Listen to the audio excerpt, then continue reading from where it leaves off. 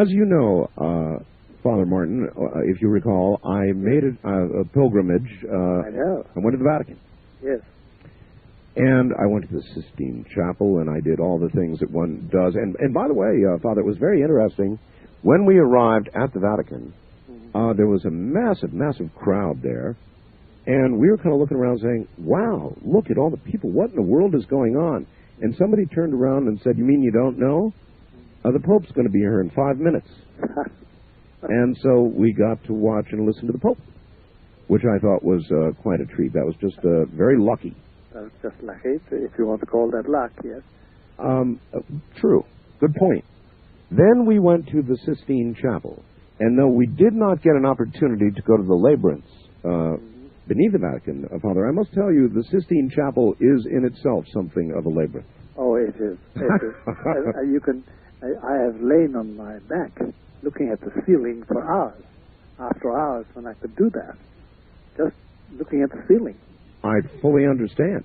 You come out of there, out of this long labyrinth, with a crook in your neck because you've been looking up all the way. That's right. But here's what was really unusual, Father. My wife is a Catholic, as you know, Ramona, and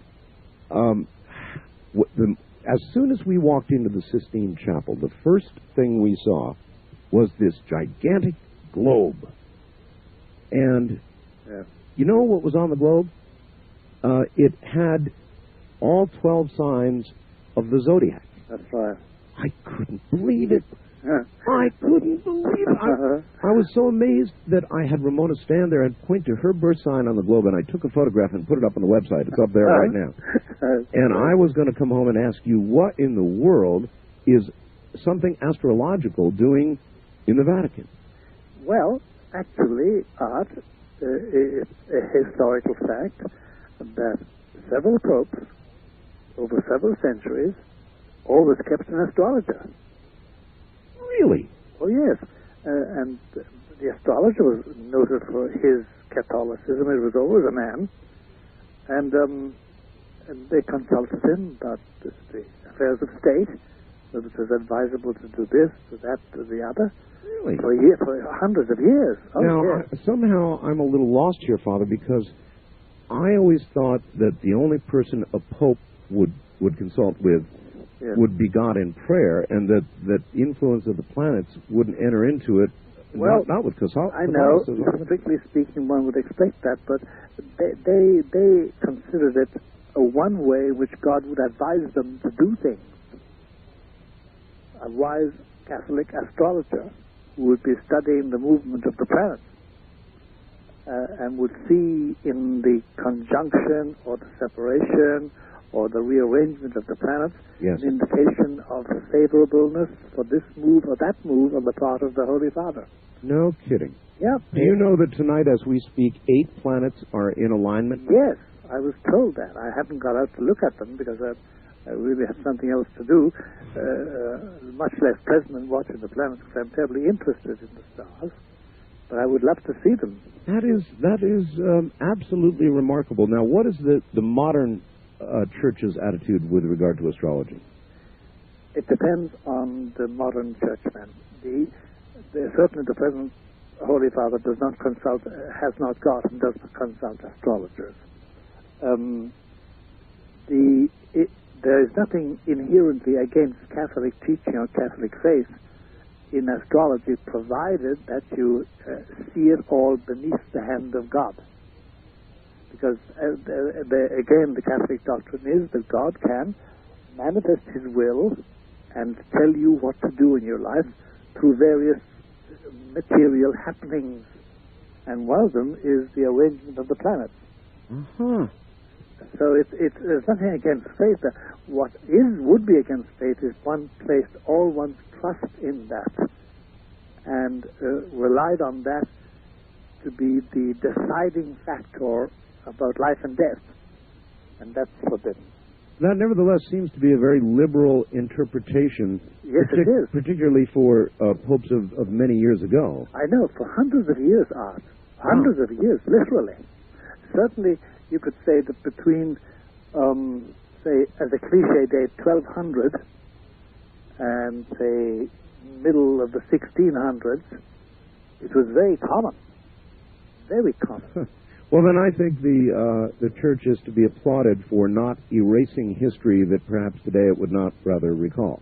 That's right. That's right. And actually, yeah, they don't emphasize it nowadays at all. And besides, you see, nowadays astrology has become the purview of people who don't believe in God, at least according to the Catholic faith anyway.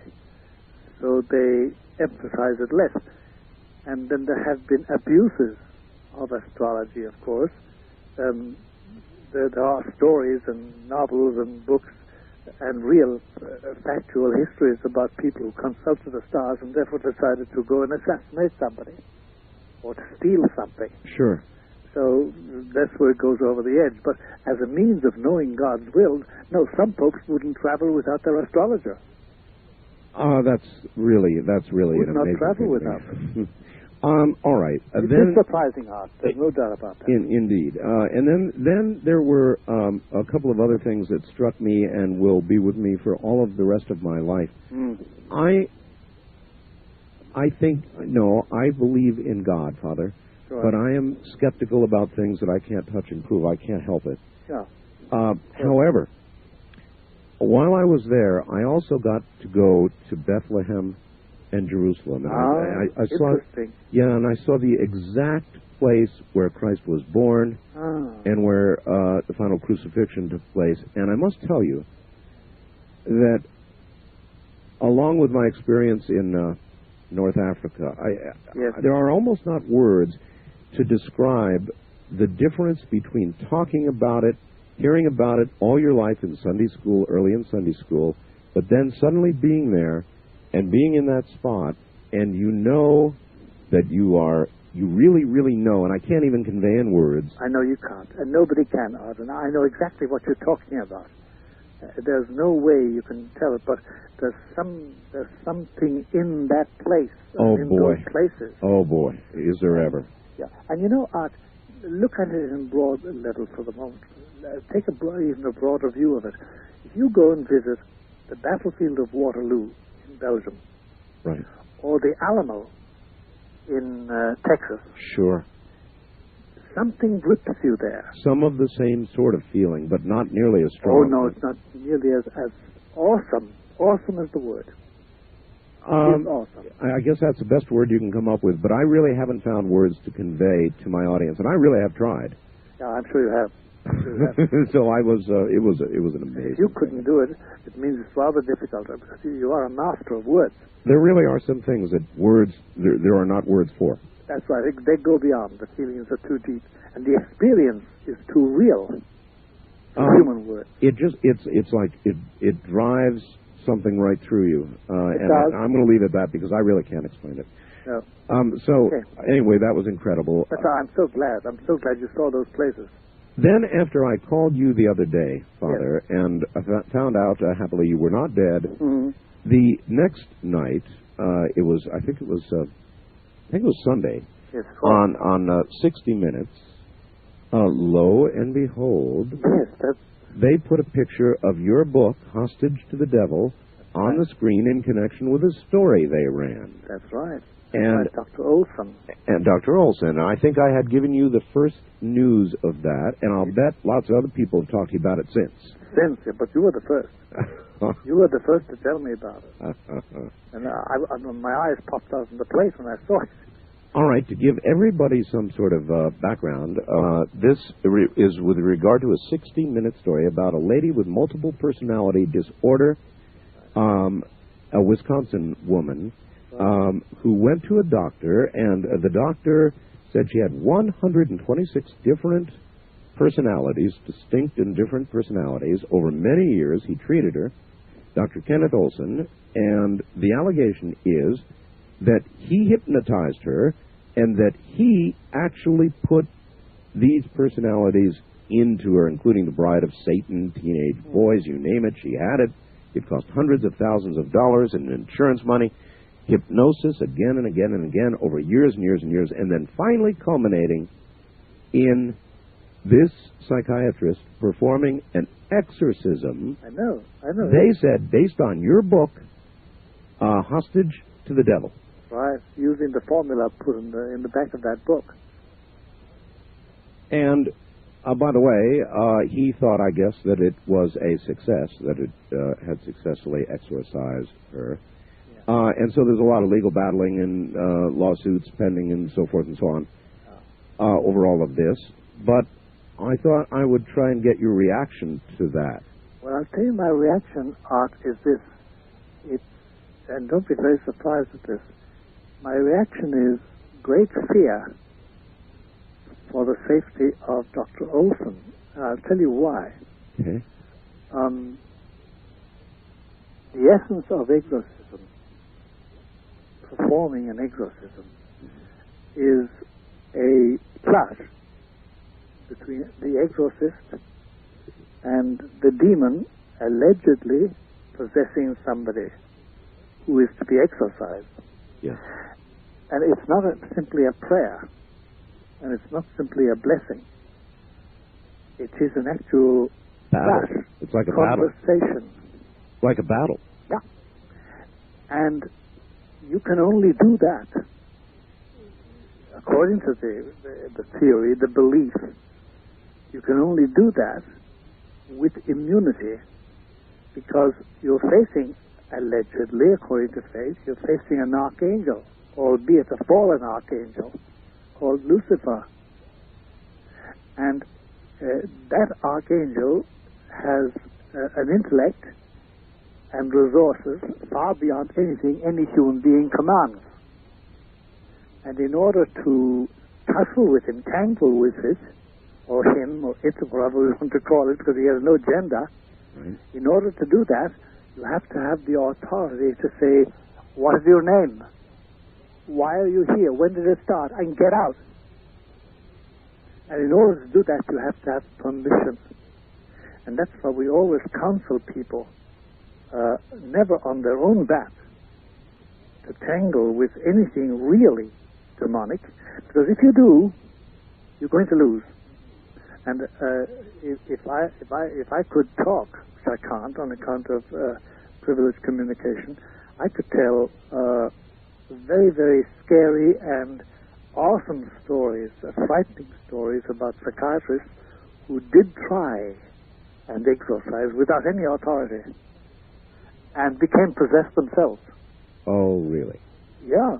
They tackled an enemy far stronger than they, with no immunity, no authority. Well, remember in past shows, Father, people have called and said, I have done exorcisms, lay people. Yeah. And you have said, yes, it is possible. It is possible. But apparently very dangerous. It's very dangerous, and I don't know with what authority they did it. I do know one Lutheran pastor who has authority from his church and successfully exorcises. It is a very rare thing. You see, the only proof is that the person in question is completely healed. Completely healed. And Art, let me tell you, there is no healing more peaceful, more lovely, more joyous, more confident, more human than the healing of somebody by exorcism. It is so beautiful. It's like a sunrise and a calm upland meadow after a devastating hurricane. Well, the people who would defend the doctor, I'm sure, would say that he did this as a final resort. Oh, yes, I'm sure. However, his detractors would say he's the one who put the 126 different personalities into her in the first place. The reality is something else. And as you know, Art, you're a very well-read man and a studied man in this matter. The whole theory of MPDs, multiple personality disorder, yes, is very much, for the psychiatric community, very much up in the air. Oh, very much. Yes, the suggestion being that under hypnosis, these are induced by by the psychiatrist. That's right. And we do know nowadays, especially since the end of the Second World War and the transport of Hitler's mind control experts to this country, yes, we do know now that programming can be very deep and very effective and can really achieve what... Remember that book, The Manchurian Candidate? Of course. It can achieve that, and we do use it. Father, I want to ask you what they call the big question here that I've worked up. How do you know... Look, Father, I take it you have probably done more exorcisms than anybody else in this country. Is that... I don't know. I really don't, because it's a very compartmented trade, if I can put it that. Trade. Very compartmented profession. You don't communicate. I've just come across a marvelous exorcist who's been functioning in a certain area of the Midwest, and I never knew he existed. It's just we didn't overlap. Understood. We never overlapped. So it's not talked about a lot, really. No, it's not. You don't communicate very much because laws of privacy govern everything in this matter, because nobody who has genuinely been possessed and genuinely been cured ever wants anybody to know about it. Okay, well, that's really where my question goes. Now, apparently, the allegation is this woman had these personalities inserted into her through hypnosis. How do you delineate, how do you know that some of the people that you have not performed exorcisms on are not people who have been victims of this induced MPD? It's one of the things we have been alerted to from the mid-70s, Art, because we came across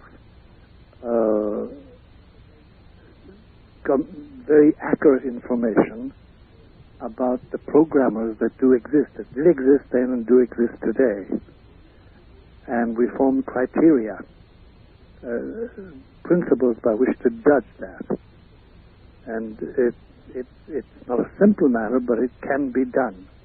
And more than once, I have dismissed people who applied for exorcism, saying, no, there's no exorcism here at all. Who is your psychiatrist? Or who is your psychologist? Or who is your whatever, your guru, your channeler, or whatever it was? One would presume that usually prior to coming to somebody like yourself, people would have been to a psychiatrist or two or three. Usually they come through a psychiatrist, actually. A psychiatrist will write to you and say, dear Father Martin, dear Dr. Martin, look, I have a patient, blah, blah, blah, blah, blah. And he or she, here's the etiology of it all.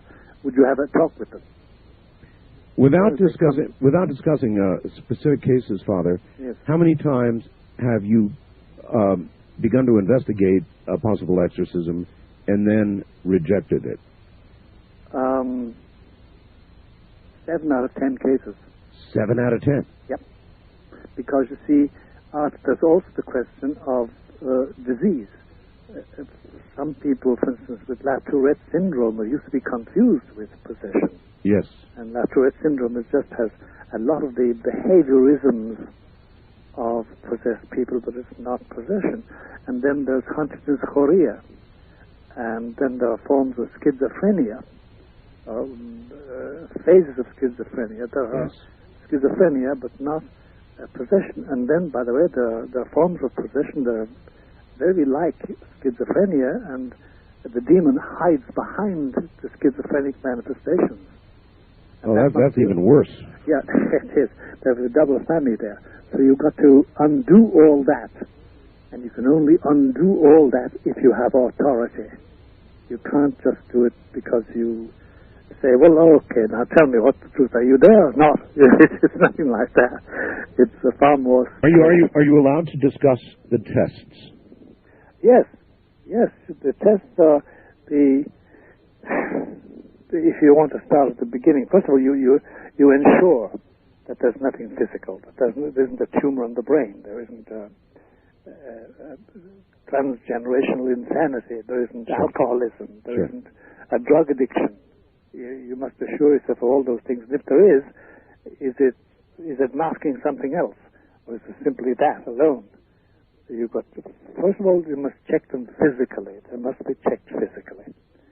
Because there are always physical manifestations out. And then, having done that, you check them psychologically.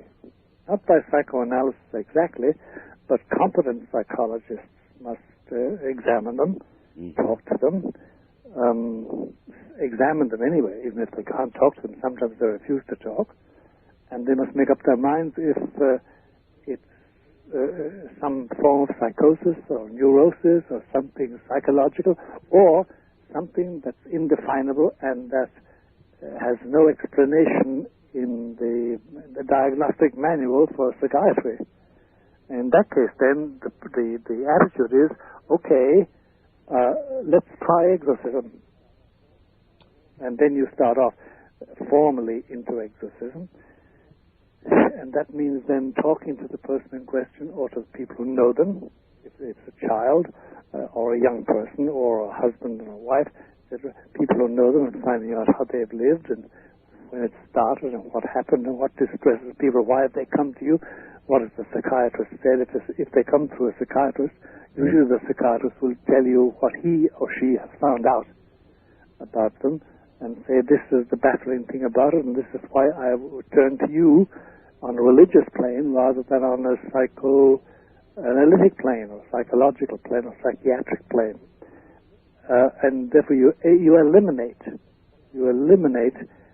possibilities of disease, physical disease, and you eliminate the possibility of hoax, and you eliminate the possibility of something to do with insanity or psychological irregularity of some kind or other. Okay, but once all of that is gone, and then you make an appointment to start your exorcism. And it actually, Art, once you start into something like that formally, having arranged everything in the usual way, and I can describe that in a few sentences to you, within 10 minutes or 20 minutes, you know if you're dealing with possession. that quick. Oh, yeah. Because, you see, the power of an exorcist, if he has authority, the power of the exorcist is such that it evokes a response. It evokes a response. And the battle begins. The battle begins. If he is skillful, he can be fooled. He can be deceived. Have you been? No, but I've assisted at exorcisms when I was younger, where the person was baffled and deceived and outwitted. And I knew it, but I wasn't in charge. And you don't interfere. Outwitted. Yeah, That's outwitted. an interesting term. Yes, it is. In other words, the strength of your faith alone, even if you have absolute faith, might not be enough. You could still be outwitted. That's exactly it, Art. You've got it. That's exactly it. You can be outwitted by a cleverer mind and a quicker intellect and a more resourceful intellect and above all a much more ruthless intellect, which also is probably acquainted with you, the exorcist, to a certain extent, and therefore knows your weaknesses and knows what to tap to evoke false judgments. That's really quite remarkable to consider, because I suppose the purist would suggest that an absolute rock-solid faith would be sufficient or should be sufficient with God's power behind you. But actually, there are other aspects, including wit. In other words, that you not be fooled by somebody brighter than yourself. That's right. Intelligence. There's nothing can beat intelligence when it gets down to brass tacks. A fight like this, because it's a real struggle. And see, we humans, as such, we are inclined to, not pride exactly, but we're inclined to be very fascinated by some intellectual problem. And we can be lulled into accepting a situation where we fall under the influence of a superior intellect, because usually, not always, but usually the demon has a superior mind compared to ours. Usually. Well, that really must make you think several times as you go into an exorcism. It does. Because it is possible, and it's happened, hasn't it, Father, that exorcists have gone in and haven't come out, they've died. That's right. They've come out of it and died, or they haven't come out of it and they've died. or they come out of it possessed, and possessed in a very, very pathetic way. I mean, worn out, useless. What generally is, when that occurs, what does the church do? Well, once upon a time when churchmen, bishops in other words, and the prelates of the church, when they really were in charge of this, because nowadays they're not. A lot of them don't believe in it at all. But when they had a regular system and a method of taking care of this aspect of life, they generally gave them very easy jobs as parish priests or in institutes to make it easy, because these men, there's no doubt about it, that they lost their lives. So the church took care of them for the rest of their lives. Yes, it did. It was very mild and compassionate with them. And today? Today, first of all, there are far fewer exorcists than ever before. In a lot of dioceses, for instance, in Detroit, in the diocese of Detroit, there is no formal exorcist at all. So if you want to have an exorcism in that area, you have to go to the cardinal, it's the cardinal in charge, and say, listen, Bishop so-and-so of such and such a diocese has an exorcist. May he come in and do it, because he can't do it in somebody else's diocese unless he has authority and permission. And it becomes very awkward then. Sometimes the bishop says no. Sometimes the bishop says yes. Sometimes the answer is very peculiar. Sometimes a bishop who is not respected very much for his Catholicity is quite willing to experiment. It's very funny. You never know what's going to happen. So it could be in this day and age, Father, that a priest who would perform an exorcism and would come out of it basically a vegetable would not be taken care of by the church. No, would not be taken care of. His family takes care of him, or he goes to a home, or I know one or two who ended up in state farms. It's a grim affair. It's a grim affair nowadays. All right, I've got something I need to ask you about. What's that? I do a lot of different things on the air, sometimes foolish things. I doubt that. I do. No, I do. And I wanted to talk to a witch. A broom riding, I said a broom riding. A broom riding witch. Yeah, the real McCoy, real witch. Yes. And so I went on a witch hunt. And I found this young lady who calls herself Harlot. And I interviewed this young lady. Yes. And turns out she called herself a witch, Father, but what she really was a Satanist. I interviewed her over a period of, about 4 hours or so, and trust me, she was the real McCoy. She scared me to death. And it really scared it out of you. Full of Hail Satans and all that kind of thing. And extremely serious. At first I thought she wasn't serious, but trust me, she was. She was married to a man who killed her daughter. Now, she knew that this was coming. And toward the end of this interview, this 4-hour interview, I was mind blown, and I said, has it occurred to you that you obviously, willingly, are going to go to hell? And she said, yes, I know, I accept that, I look forward to that. That's right. I said, but your daughter, your innocent young daughter, who was murdered by your ex-husband, what about her? She won't be with you. And you know what she said? She said, no, you're wrong, because I knew it was coming, and before she was killed, I took steps to ensure she would be in hell with me. And that stopped me cold. What age was the daughter when she was killed? I can't remember. It was like 3 or 4. Young. Yeah. Well, the terrible thing about it, Art, is, a general remark, that children, through their parents, can be made belong to a demon. They can. Through their parents. to their parents. How can that be, Father? In a world that I guess I don't properly understand. Yeah, it's difficult to express it. But we have cases. We have frightening cases of it. And by the way, we have also got cases where the parents, Satanist worshippers, Luciferians really, yes, and generational Luciferians, that is, ran in the family, who they tried to do the same to their children and failed. Some children accepted it, some didn't. Well, that would imply an age of understanding, but... Yes, it's extraordinary, the understanding they have of art. It's frightening at the age of 3.5, 4. It's astounding in certain cases.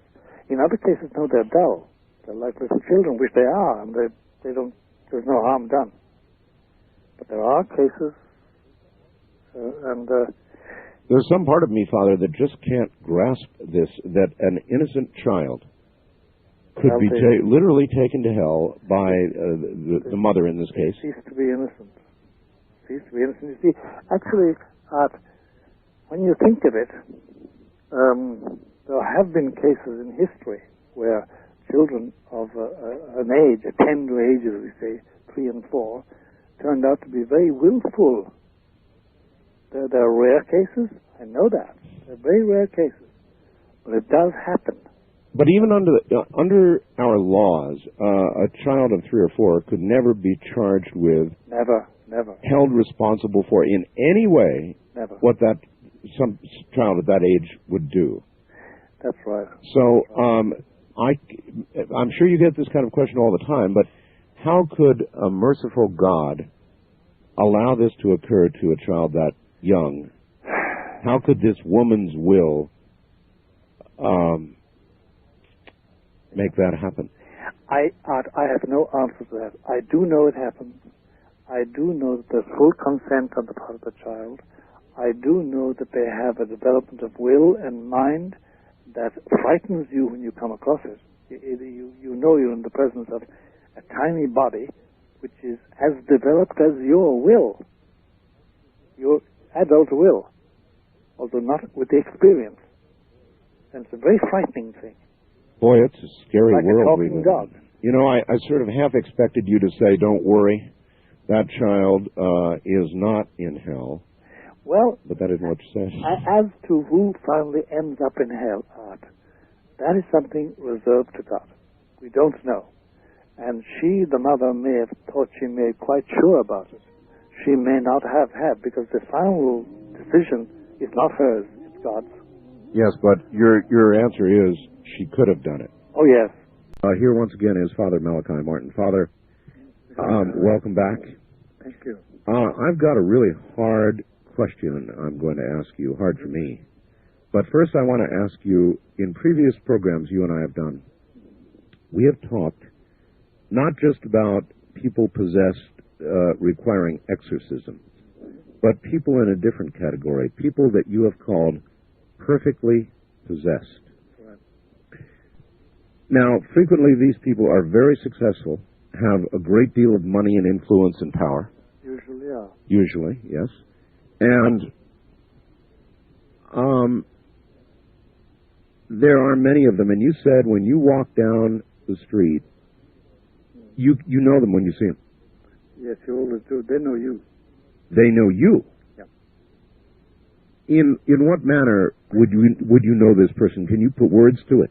No, it's one thing you can't put words to it, but it's the unseen signals.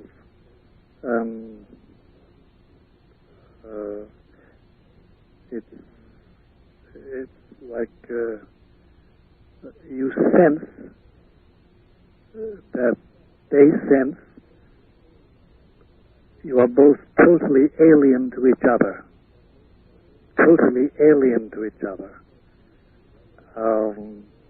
So you definitely... It's beyond hate. Sorry, for interrupting you. It's beyond hate, even. It's total alien. Nothing in common at all. And it's not a teeth-gritting, shivering thing. No, it's not. I don't know if ever in your life, Art, you were in imminent danger of being killed, not of dying. A lot of people have, like myself, with a heart attack, two heart attacks, etc. That's of dying, but of being killed. And there were only two times in my life, which we can talk about some other time, and not to be divagate the conversation too much, when I could have been killed. Killed. Literally. Right. But then when you are in that, when it's certain that unless something happens, you are going to be killed, a strange calm comes over you. Because then it's sure. Mm-hmm. You can't do anything about it. Mm-hmm. You can't escape. Mm-hmm. You can't get out of it. And unless something happens, you're going to be killed, literally. No, you're not going to die. You're going to be killed. And it's a strange calmness. It's cold reality. And it's beyond the shivering cold. It's just, that's the feeling you have when you recognize them and they recognize you. You know this cold reality, and it's beyond hate. It's total alienation. Okay, the perfectly possessed person, if I understood correctly your explanation before, is a person who, in fact, has made a pact with the devil. The ultimate. To be successful, to get what he wants in the world, whatever reason, maybe even to get a woman. Who knows for what reason he's made a pact with the devil. That doesn't make him perfectly possessed. It just puts him in possession. Perfect possession is something beyond that even. But I mean, he's utterly satisfied with his deal. Oh, yes, deal. completely. The reason I ask is as follows. I have been in the radio business for 25, 30 years. Mm-hmm. And like many people in radio, for many of the early years, I struggled and, about half starved to death like people do in radio. I mean, that's the way it is. Of course. And it's been a passion for me without question. Great. And like everybody else, or maybe unlike so many others, I have been very fortunate, and in recent years, my career has just, skyrocketed. That's right. Thank God. Thank God. But I've got to tell you, I don't ever recall any time that I said that I'd give anything, I'd give my soul, or anything like that. I don't recall a time like that. No, I'm sure you didn't. But since I've had this much success, there have been some times, particularly, I must say, since I heard you describe the perfectly possessed, when I have worried, did I do something mentally? Did I make some pact that I'm not consciously recalling? I worry constantly. It's like, let me make a remark about that. Perfect possession is consequent on a very conscious step, consciously taken step. It's not something that's implicit. To make a contrast, we now get young people, 20-somethings or 30-somethings in age, and they do come and say, look, I made a pact with the devil because I needed this job, I needed this woman, I really wanted to marry her, and I wanted to get this job abroad, and I want to get this loan, etc. And now I can't get rid of it. That's something else. They were simply very stupid and foolish, and generally they can be helped. And it's a thing they regret. Be perfectly possessed through a certain graduation. It's a gradual thing. It's not suddenly overnight. The devil doesn't appear in the morning with a scroll and say, sign this and your 50 years of happiness, may you come to hell with me. The Faustian picture, Mephistopheles. Yeah, Hollywood. That's right, and Goethe's play, Faust. It's not that. It's a gradual thing where the person slowly but surely concedes, surrenders their will, every fiber of their will, and therefore of their being, and acquiesce totally in it, and are rewarded by their master, and utterly conscious. There's nothing implicit about it. There's nothing. It isn't slid by them. You're saying I would know it if that was. Oh yes, you'd know it a mile away.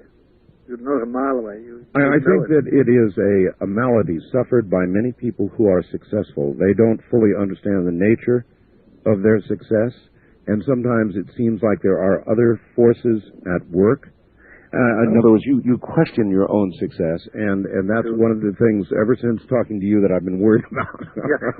Actually, you see, there's no doubt about it that the evil around us, because there is evil around us as well as good, does make inroads in us through pride and vanity and desire and ambition and lust, etc. Yep. All that kind of, and those make inroads in us, and that does prick our conscience. There's no doubt about that. But the total surrender and acceptance of Luciferian being, because that's what takes place in the perfectly possessed, that is something that cannot be done implicitly or overnight or by accident or be slipped into your life without you knowing it. Oh, no. Huh. No. Huh. I think it's... You struggle, you know, a lot of people are just hearing this show and me for the first time think, an overnight success. Well, I'm an overnight success that's been at it for about 30 years. of overnights. Nevertheless, though, the real success did come recently in the last couple of years, and it has been absolutely astounding, and I really, really have been worried. Well, Art, that is, I mean... Look, from my vantage point, looking on the outside in at you, it seems to be the logical progression of a very devoted and intelligent career in radio, and you've reached a culmination. Now, there's this part about it. Nobody achieves the amount of affiliated associates that you have, and the name you've got. Nobody reaches that without a special destiny from Christ, because not everybody does it. And you have a profound influence on millions, and that means that you,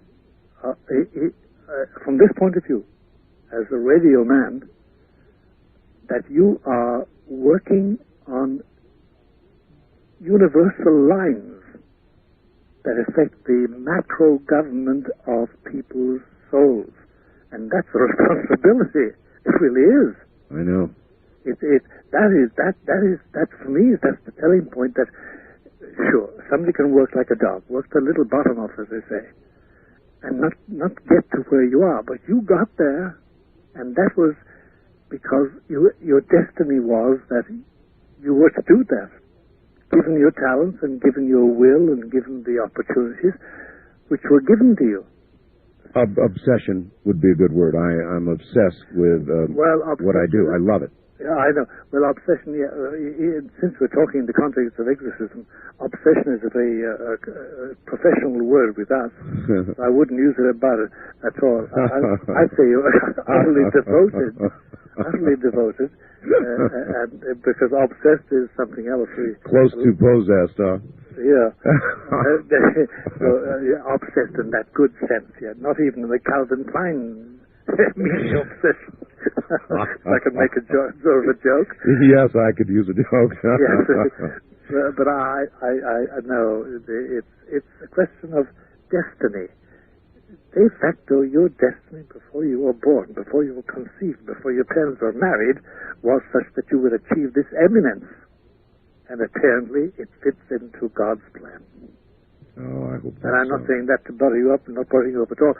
I'm loading on your shoulders, broader though they may be, a responsibility that ain't easy, because He will look you straight in the eye, Art, one day when you pass over, and say, "Now tell me, Art, how did you really do?" I worried all the way. I worried all the way. You know, you discussed the responsibility. I worry all the time about the responsibility. As a matter of fact, I don't think that somebody in my position should have as much influence as I can have.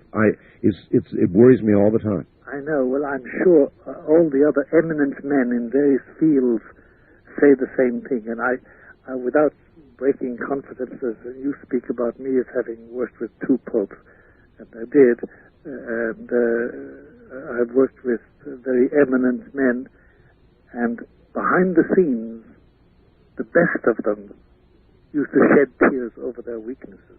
Really? And over their fears. Yeah. And then straighten the hump in their shoulders, as they say, and march ahead. That's it, all right. That's it, all right. Yeah. Let me read you this from the UK News. This just came in today from the United Kingdom News. Yeah. It appears that some of those who have passed over to the spirit world are unwilling to be kept from the pleasures of the flesh. Listen to this. A Blackpool woman called a priest, 2 psychics, and a Mormon missionary to try to rid her of a ghost that she claimed regularly sexually attacked her. The attacks began in 1994 when she felt something climbing into bed with her. She claimed it pulled off the towel she was wearing about her head and said it was going to make love to her. Then she felt a, quote, vile, end quote, sensation, quote, like tiny needles trying to pierce my skin, end quote. What does that sound like to you? Well, I'll tell you. Coincidentally, I'm dealing with at least 2 cases of people, 1 male, 1 female, who are assaulted, mainly in bed. And the assault is never pleasant, but it is sexual. And there's no doubt about it, there's demonic activity around them, and they've let themselves in for it. They let themselves in for it? Yes, they did. They made mistakes, they made errors, and they have to pay for it, and they are paying for it, thank God. And they are doing penance, and they're taking good direction, but they have to liquidate. And though it may sound funny to you, not funny, but it may sound peculiar to you, I keep saying to them, look, it's far better that you liquidate here your guilt than that you do it in purgatory. How do you liquidate here your By this, that if in this life you get suffering, either physical and mental suffering. Yes. I don't think there's such thing as physical suffering without mental suffering. But anyway, if you do that, and you have the grace of God, and you offer it up in union, but this is Catholicism, in union with the pains of Jesus, the Savior, whose pains did save us, then you do merit to liquidate the punishment due to your sins. Penance, actual suffering, mental and physical. That's right. That's why when you haven't got pains and aches, for instance, I've normally got a very healthy body, so if I want to do penance, I've got to fast. You have to devise means of not hurting yourself, but depriving yourself of creaturely comforts, which are perfectly legitimate. Because Christ himself said, these demons are cast out only by prayer and fasting. And it is a tradition in Christianity, and by the way, in Islam too, and in Judaism, but we're talking about Christians and about Catholicism in particular, it is their tradition that by fasting and by doing penance, you do get rid of demonic influence, and you do also do penance for your sins. And there's no doubt about it that if you have a horrible cancer, say a multilocal cancer, in your skull, yes, your brain, and you suffer the pains of it, yes, you can liquidate whatever guilt is due to sins, even though the sins themselves are forgiven. There's always some punishment due to it. That's the doctrine of Catholicism, and it was lost in the Reformation. And yet, Father, people come down with these horrible cancers that give them horrible deaths all the time, and it sometimes it seems like the very best people die early. such terrible deaths. I know. I see it every week of my life. So then, how does that fit in?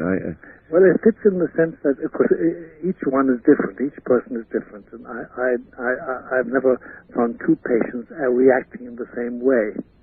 But it's always a question of how they will take it, as the will of God or as simply an affliction, and they count it as a curse.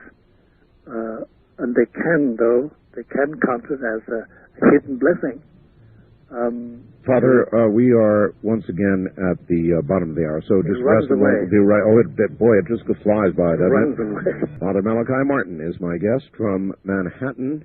And, Father, I have interviewed many people who claim to do past life regressions.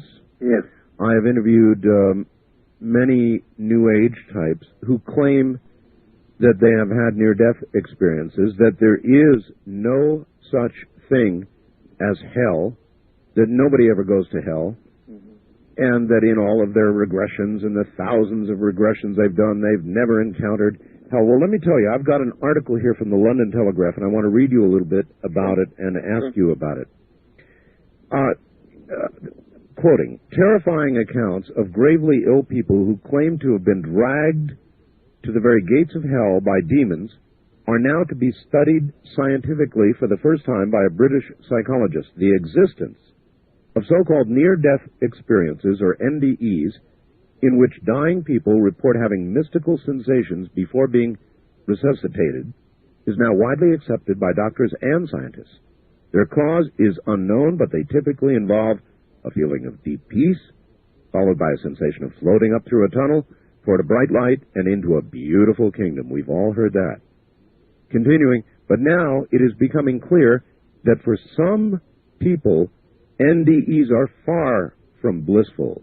Instead of a feeling of floating upwards, they report being pulled downward toward a pit inhabited by demons.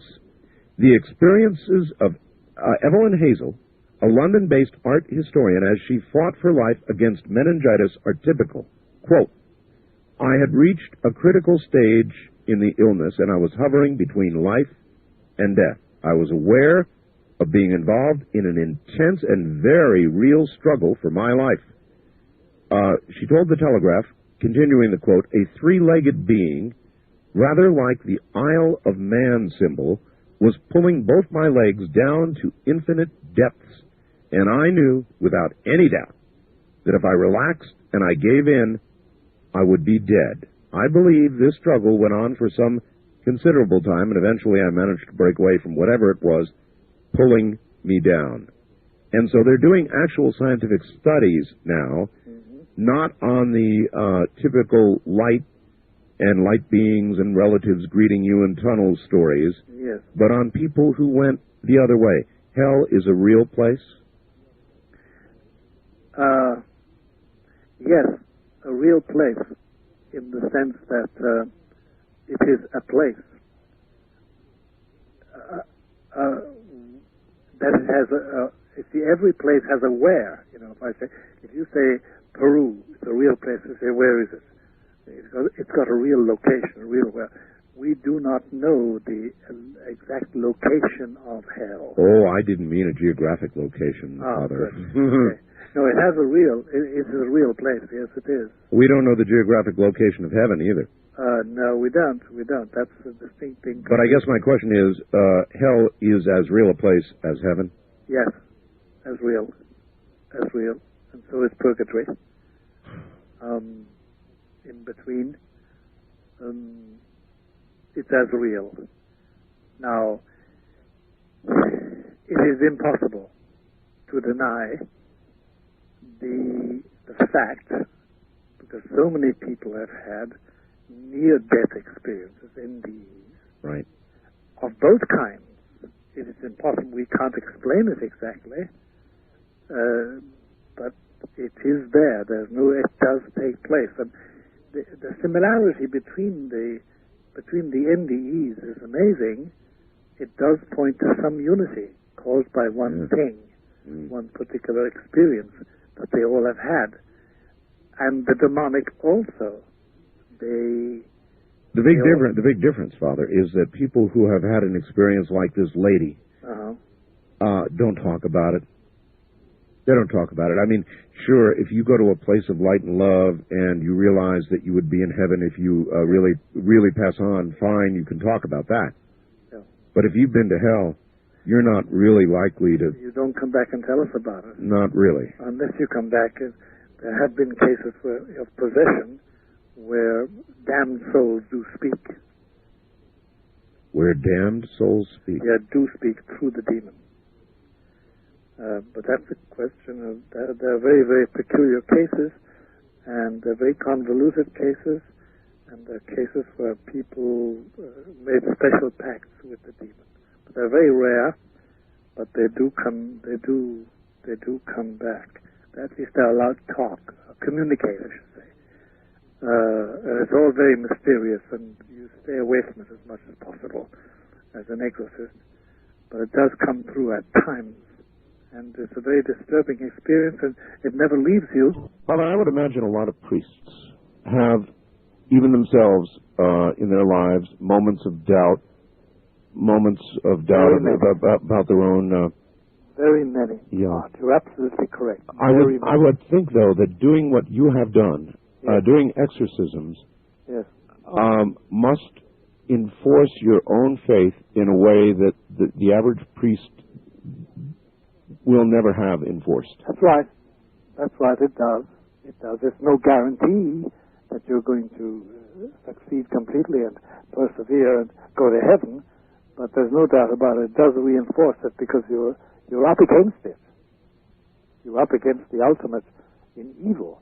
And the central experience for any exorcist who has done exorcisms, even one exorcism, but anyway, exorcisms in general, is this.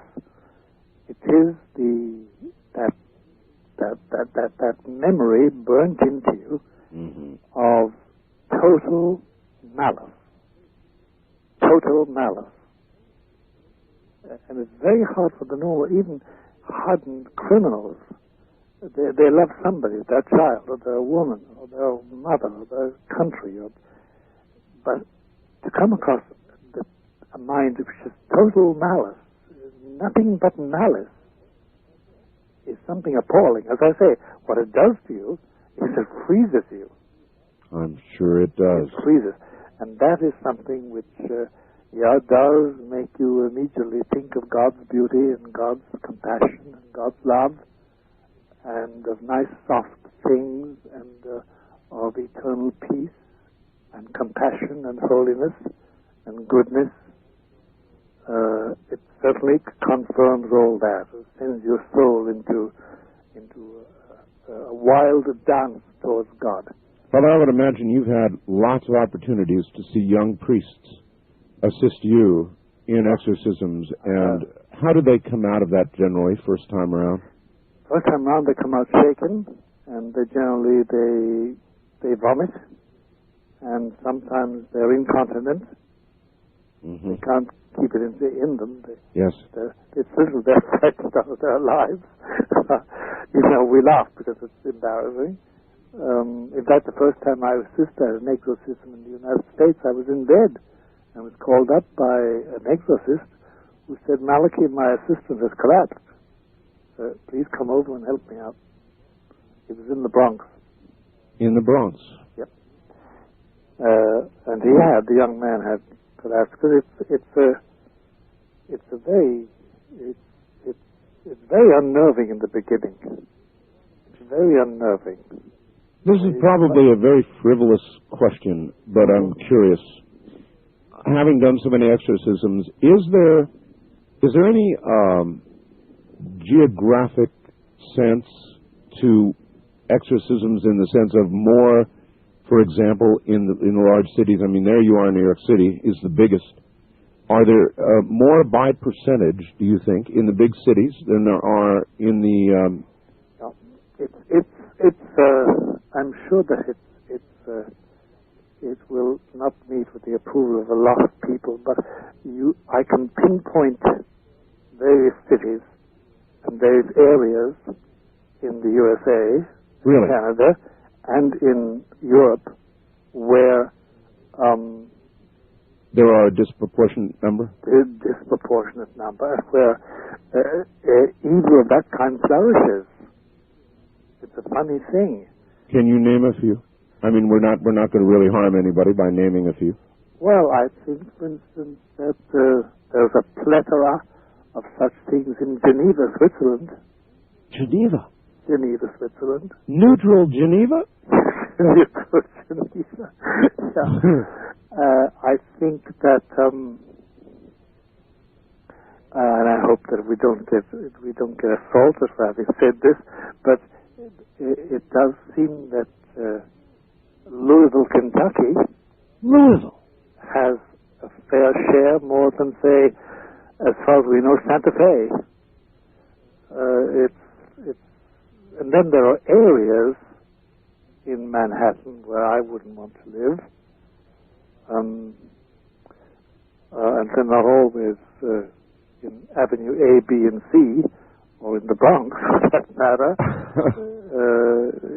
There are areas, there's no doubt about that, because the presence of evil entertained and accepted and wished and blessed and celebrated means that you have diabolic presence, demonic presence. That's all about it. I live right over a mountain from Las Vegas.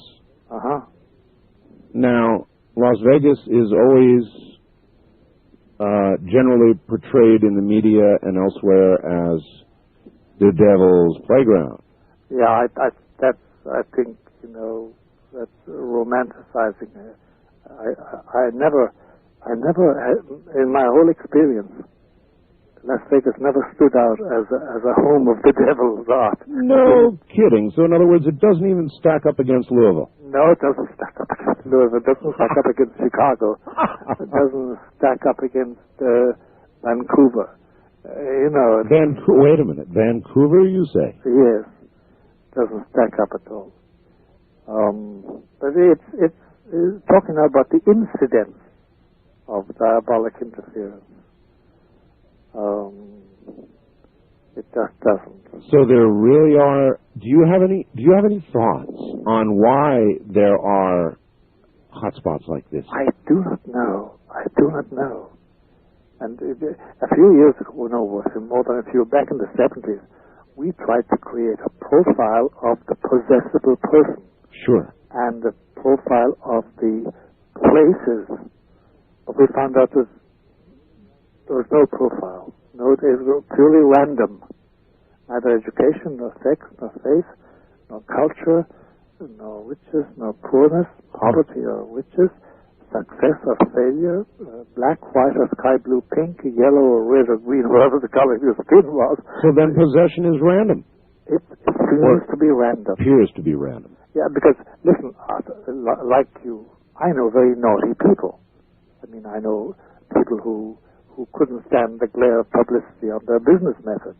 Sure. And I know, and I have come across ladies of the night. Yes. In the street. I remember once, which I'll never forget, being confronted in New York, which I'll tell you about if you want to. And I've known a few people from the mafia who certainly, were rough diamonds and were used as soldiers. But they were just really naughty people. They weren't possessed. Big difference. Oh, huge difference. Huge difference. Can a prostitute go to heaven? Sure. I remember I was coming home late at night with my brother in the pelting rain.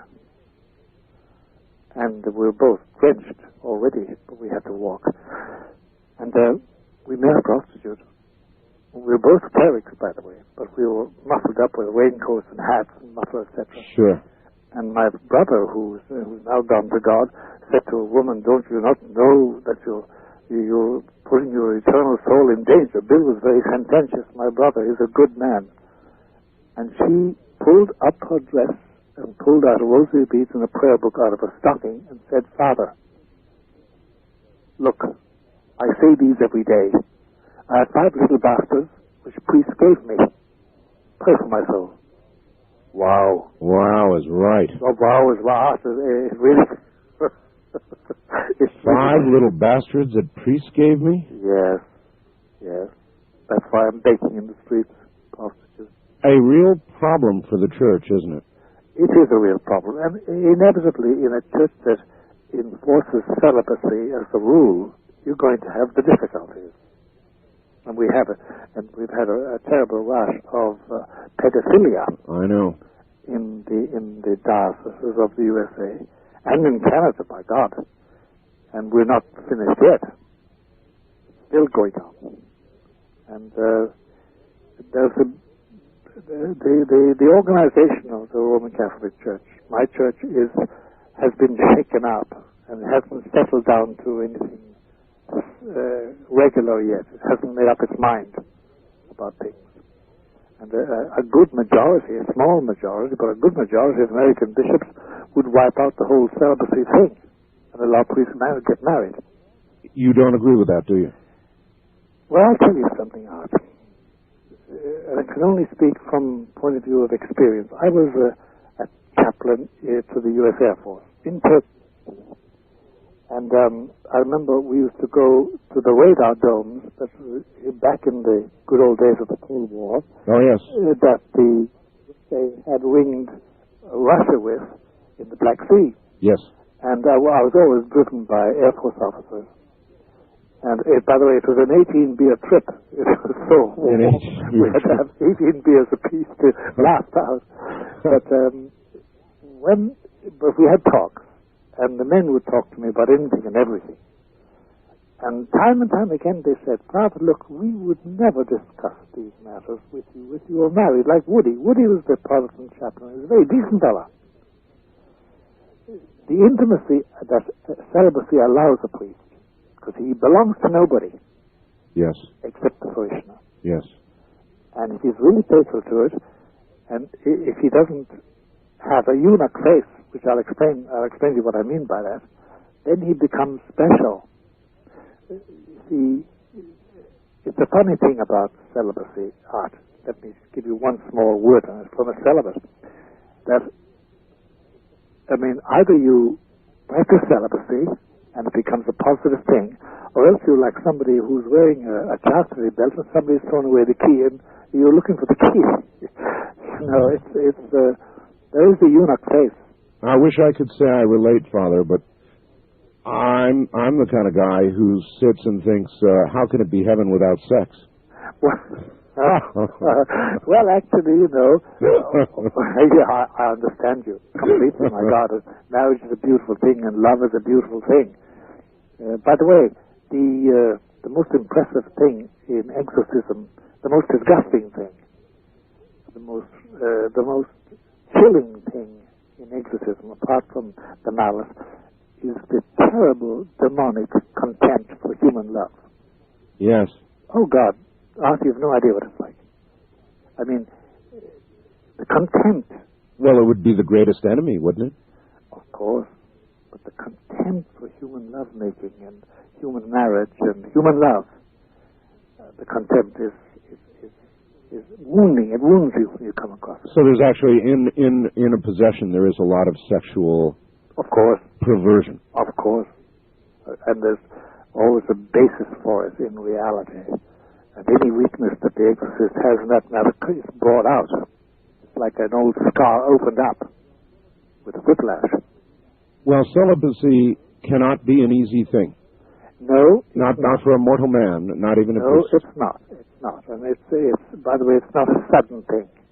It's a thing developed over a lifetime to make it a joyous thing. And not that you're a spoil sport and go around with a beatific smile. No, it's not that. It's a different thing. Father, we've done it again. We're at the top of the hour. We'll be right back. All right, back to Father Malachi Martin. Father, a couple of quick faxed questions, and then we'll go to the phones. Yes. All right.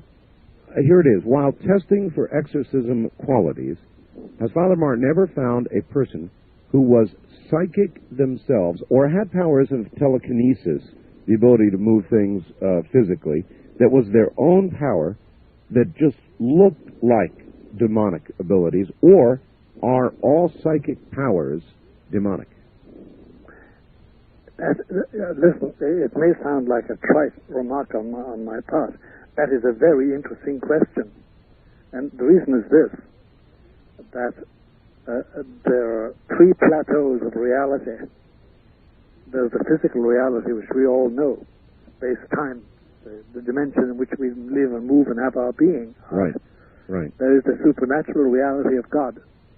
And there is the middle plateau, whereon the demons exercise their gifts, and whereon those with psychic gifts have perceptions that baffle the rest of us. And where they are able to move. And where they're able to move. I remember Major Ed Dames, this remote viewer that I have on from time to time, came on the program with you. That's right. And it's a very dangerous plateau because it is very fascinating to move on that plateau, and it can involve you with demonic activity and become fascinating. Now, people with natural gifts of psychic perception, people that know things from afar, people that know your past life, people that can enjoy telekinesis, can do that sort of thing. You just said people who can know your past life. That's right.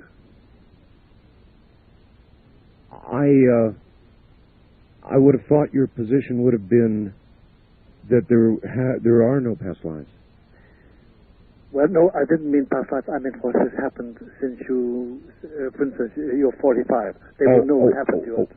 I see. All right. Not reincarnation. No. All right, so there is real psychic power. Oh, there is real psychic power. There's no doubt about that. And it's a very, very frightening thing when you meet it. And I've known young people, young boys and girls with it. And you have to teach them to how not to use it. Because it disturbs people very much. And then besides, it can also lead them onto the middle plateau where they can run into trouble. All right, part two of this is a separate question. Yes. People have predicted the current pope will soon die. Yes. After which another pope will take control. Yes. The new pope has been predicted by some to be a dreaded betrayer of the faith, possibly involved in the coming of the Antichrist. Yes. How does Father Martin view the prophecy of the 111th Pope, which would be the next Pope? Frankly, Art, the older I get, the less I know about it.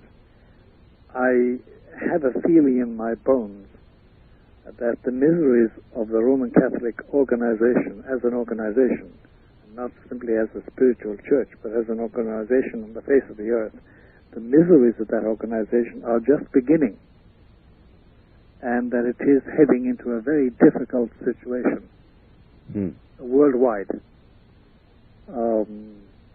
and that there will be a lot of trouble in Rome itself. Now, as regards the health of the present Holy Father, it's very hard to know because he is a Polak, He is. A stubborn man. Oh, he is. And he keeps on saying, no, despite all these prophecies, because he hears them, all these doomsayers, I'm going to see the year 2000, and I'm going to go to Mount Sinai in the year 2000, and I'm going to go to Ur of the Chaldees, where Abraham started in the year 2000. I'm going to go to Jerusalem and Bethlehem and Calvary. Well, if he's determined, then he may well make it. He may well make it. Always take into account the will of God. I do not know. Frankly, in spite of my name, which is biblical, for a prophet, Malachi, I have no gift of prophecy, Art, so I don't know. I have a great confidence that God, who so loved the world that he sent his only begotten Son to give us light and life, will take care of us. But I don't think it's going to be easy. I think miseries are going to start. Father, you predicted that there would be an event in the spring, that there would be an event. There could be an event if a certain sign took place, but there was no sign between the end of spring and the end of winter and the end of spring. There are nevertheless many, many people, and I'm one of them, who feel something big is imminent. Oh yes, There's no doubt about that. There's no doubt about that. People of all disciplines, people I interview of all disciplines, and they're all essentially saying the same thing. It's a general feeling. Yes, no it doubt is. About that. It absolutely is. And you remember what Freud told us about what the psychiatric associations in Austria were saying just prior in 1938? He said that the multiplicity of patients coming, telling about dreadful dreams about barbed wire and blood. Yes. He said it baffled us all why they were talking like that. There is a general feeling, and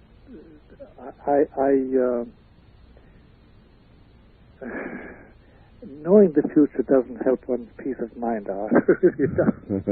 And I remember I had the dubious privilege of reading the text of the Third Secret of Fatima, which I must guard by oath from repeating, but it isn't pleasant. I have a whole stack of faxes here asking me to ask you about that, and you obviously cannot speak of that. Not factually, not word for word. I can't. I took a note. But it ain't pleasant. And the less you know about it, the better. Except that there is going to be a reckoning, and that nobody existing on the face of this earth will be exempt from knowing the power from on high. They will interpret it in different ways.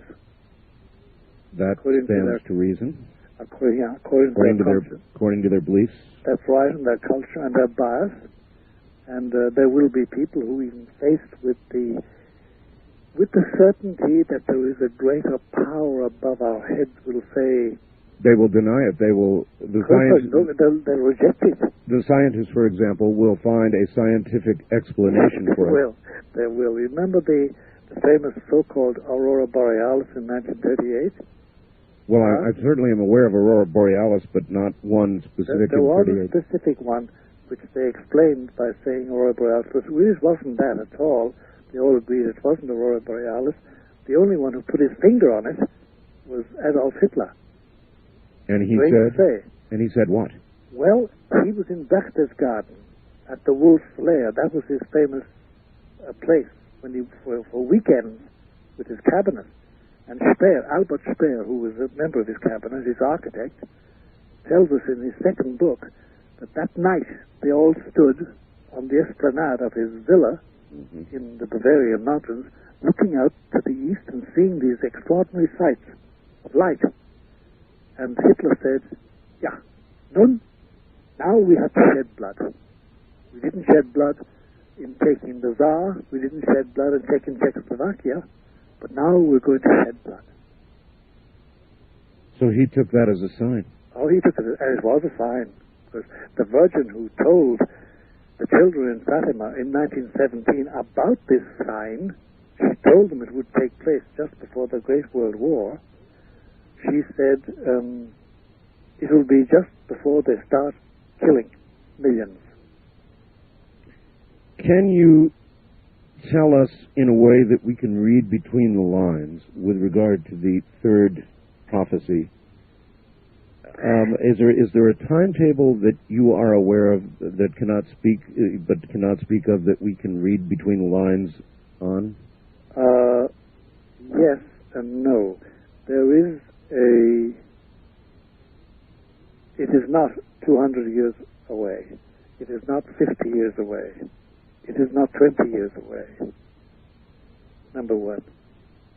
Well, that's... And number two, it involves the entire world system.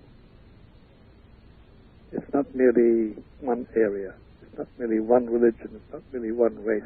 Will be apparent to all. All, without exception. Without exception. And it will be frightening.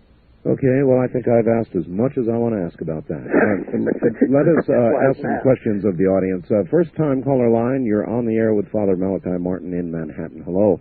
Good morning, and greetings to you, Art, from British Columbia up in Canada, and to Father Martin. Good morning. Kanastu Malachi. Could see. We do try to keep the faith a little. But listen, what I'd like to do is ask several questions, and I'll just hang up and listen to your various responses, one for Art and two for Father Martin. All right. Several weeks ago, you had a living, breathing astronaut, Art, on the program. Yes, Edgar Mitchell. Yes, I rather wish you'd asked him what his take was on your question. Did we really fly to the moon? Okay. Look, yes, the answer is yes. I've asked him that many times, and it is always absolutely. He walked on the moon, sir. But did you sort of challenge him with some of the questions that the debate raised? Yes, I did. Uh-huh. Yes. I'm sorry I missed it. Father Martin, my Irish grandmother, God bless her soul, when she had me... What did she come from? She was from County Cork. Oh, God bless her. Yes, I know. She used to have me on her knee, and with a twinkle in her eye, she would ask, tell me stories about the little people. And as a kid, I loved those stories, and I cherished them. But, I would like your take on that. The little people? The little people. And the other question is, Father Martin, you mentioned Vancouver as a source of the black arts. I think it's Victoria is even more so. Yes, it is. Yeah. Do you mean the mild-mannered Canadians? Oh, hey, man. Oh, hey. You're a very charitable person. Well, I mean, in a lot of ways they are. Canadians, I speak to them all the time, Father, and they are very mild-mannered. They're very courteous. There's no doubt about that. But apparently behind that facade lies... Anyway, the little people... The little people, it's the ancient Celtic myth that the fairies, the little people, the wee people, dwell in the ruined forts and castles, of which Ireland is full, by the way, ruins of chapels and churches and towers and castles and old houses, etc. But it is purely and simply a Celtic myth. But around it they have woven an entire literature. I wonder, Father, if today's little people in America and the world that are called greys, aliens, are the same sort of mythological creatures that were in Ireland. I've always wondered the same thing, Art, and I have no answer to it at all. There is a greater myth, or not myth, but mystery in Ireland, the Banshee. Did you ever hear of the Banshee? I've never heard of them. Oh, I've heard of a Banshee. Is this that certain families, certain old Celtic families still existing in Ireland, when a prominent member is dying or dead, this woman is heard crying. And it's too frequent a happening to deny it. We don't know what it is. I had a very, very irate uncle on my mother's side who who became an atheist, by the way. And when I brought this up to him, he said, "No, that's the female hair in heat." But it wasn't. It's too established the fact that there are families and there is this peculiar wailing and ullagoning, as they say in Gaelic, at the death of a member. I'll tell you a pretty strange story, Father, in Miami. It broke the day before yesterday. A woman dressed entirely in black with no identification whatsoever fell from the sky. The authorities have checked with airlines, with flight plans that have been filed, blah, blah, blah. No identification on the woman. They have no idea who she is. She literally fell from the sky, hit a picket fence, was cut in two, and they still have no idea whatsoever what that could be all about. Strange signs from the sky. Strange signs, but there are strange things happening all over the place at the present moment. Paducah, Kentucky, a 14-year-old walks in and kills 3 classmates, wounds 6 others, and gives only as an explanation, those who know him, that he was angry at us, at society. Oh, boy.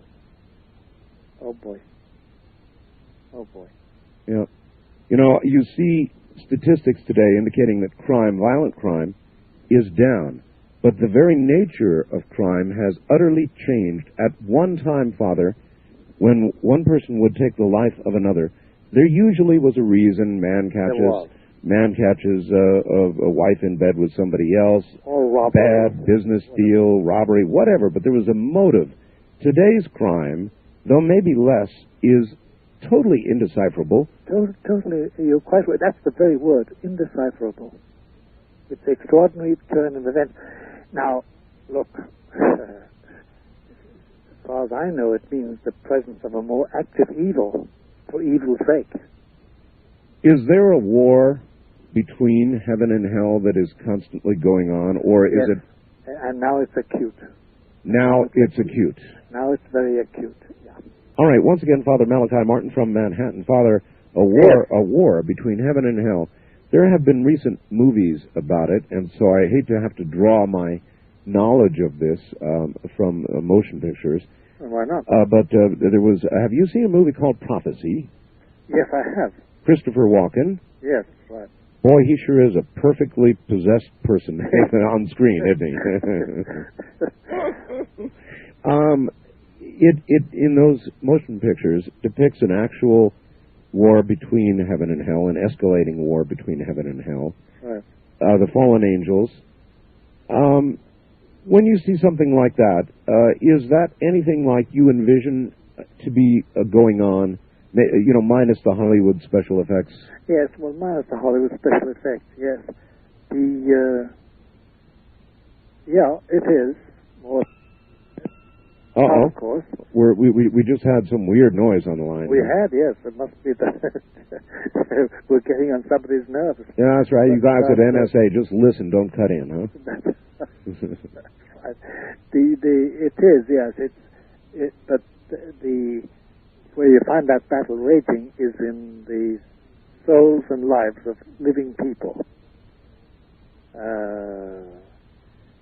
And you find it raging and hurting and injuring and killing. The people you deal with. Yeah, you do. And terrible things happen. Humanly terrible things happen to people who take the other side, who really serve evil and hurt others. And it spreads from generation to generation. It's a terrible battle, and it goes on all day and goes on right through the whole week and the whole year. And there's no getting away from it, and it's getting much more acute today than it ever was before us. Well, maybe this is a dumb question, but is there any possibility that war could ever become an all-out war, one in which the right side wouldn't win, where Earth could be lost? I think it can get to the point that Earth can be lost for a while. It will be reclaimed. But I think that there's a sunset is creeping over the whole human thing. Yes. At the present moment. And it's a gray sludge, and it's slowly but surely extinguishing all love. The world is really getting very cold. And I think we're now getting back toward that which you really can't fully talk about. Yeah, that's right. That's right. I catch on quickly. All right, Father, a lot of people on the phone lines, and I've really got to get to them. East of the Rockies, you're on the air with Father Malachi Martin. Hello, where are you, please? Hello there. Hello? Yes, you're on the air? Yes, this is Bruce from Chicago. Hi, Bruce. Good morning. It's an honor to talk to Father Martin. He's my favorite guest. Hi, Bruce. My question was along the lines of what you were just talking about the last moment. If Father Martin's last appearance on the program, he talked about, Art brought up the lights in Phoenix, and Father said that if that in fact was the case, something awesome and most fearful would be happening, and the time frame I interpreted from that was somewhere out to spring of '98, and I wonder if he could specifically elaborate on the time frame if he can't go into detail. Bruce, actually, I don't feel happy at all about '98. The moment we leave winter and start into spring. I don't feel happy at all about it. Can you... I simply think that things are spiraling in such a way that we're going to undergo severe disturbances, to put it mildly. nationally and internationally. I think that if I were to be awfully frank, I think a lot of people are going to die violently. Oh boy. I think we're coming to a very bad point. A very bad point. I think. I can't interpret it any other way. All right, I don't even want to ask anymore. West of the Rockies, you're on the air with Father Malachi Martin. Hello. Yes, good morning. Morning, where are you, please? Close to Vancouver. Yes, Vancouver. Again. We draw you forth. Yes, you have. God bless you, Vancouver. Art, I appreciate your ability to sensitively talk to the variety of people that you talk to. It's amazing to me. And Father Malachi, you're a very special person. I have a question for you. Yes, sir. That's been very disruptive to me. A little while ago, I was looking through some very old photographs with my family. I came across two pictures that were taken, it looked like a few minutes apart. Yes. My mother, another woman, and a young child. Yes. In front of a fence with a house in the background. The first picture, they were all looking very sullen, very glum, and in the foreground, in front of my mom, there was a creature that you could kind of see through it. It almost looks like double exposure, except that there's no reason. This picture's too old and genuine. Yes.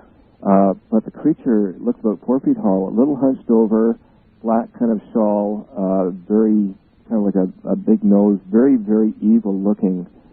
And I'm concerned that this could be demonic, and I'm concerned about the intergenerational kind of effect that can have on. And if yeah. Was there any trouble? Was there any trouble? Have you got the picture yet? I have got the picture. I don't even show it to people because it makes my hair stand on end. Yeah, don't. Put it in an envelope and write the. Are you a Catholic at all? I'm not Catholic. You're Christian? I am Christian. Well then, take an envelope, put the photograph in it, and put a notice on it saying, "Do not open," and date it and sign it, and write the name of Jesus across the front of it, and put it away. Okay, do not open, and then write the name of Jesus, and put it away in a strong box somewhere. It has a purpose. It has a purpose. I don't know what the purpose is. Is that a clear enough instruction? It is. How about if I send it to you and you could put it in a strong box? I don't even want it. Well, if that is to be what's happened to it, please do. Okay. That is to be the way it's done. Okay. Do. But you, sir, really should accept responsibility as guardian of your own. I've had it up to now. Is there an address that I can get? All right. Yes. Thank you. Father. By the way, I want to tell the audience you have a new website, and we have linked to your website. I should have given this much earlier in the program. If people will go to www.artbell.com and just scroll on down to Father Malachi Martin's name, click on it, you will go to his new website. Now, Father, is there a way on that website for people to contact you? Maybe not, huh? Not so far, although I must tell you, Art, that I've given out an address, a postal address in Manhattan. Yes. Which can be used with impunity. All right. And it's 217 East 66th Street. Slow down. 217 East 66th Street. New York, 10021. 10021. Apartment 2A as in Apple. Wait a minute here. Then I download all my messages, my email, continuously. I don't answer them all because sometimes they exceed 300 a week. I understand. And it's difficult to answer them, but certain ones I do.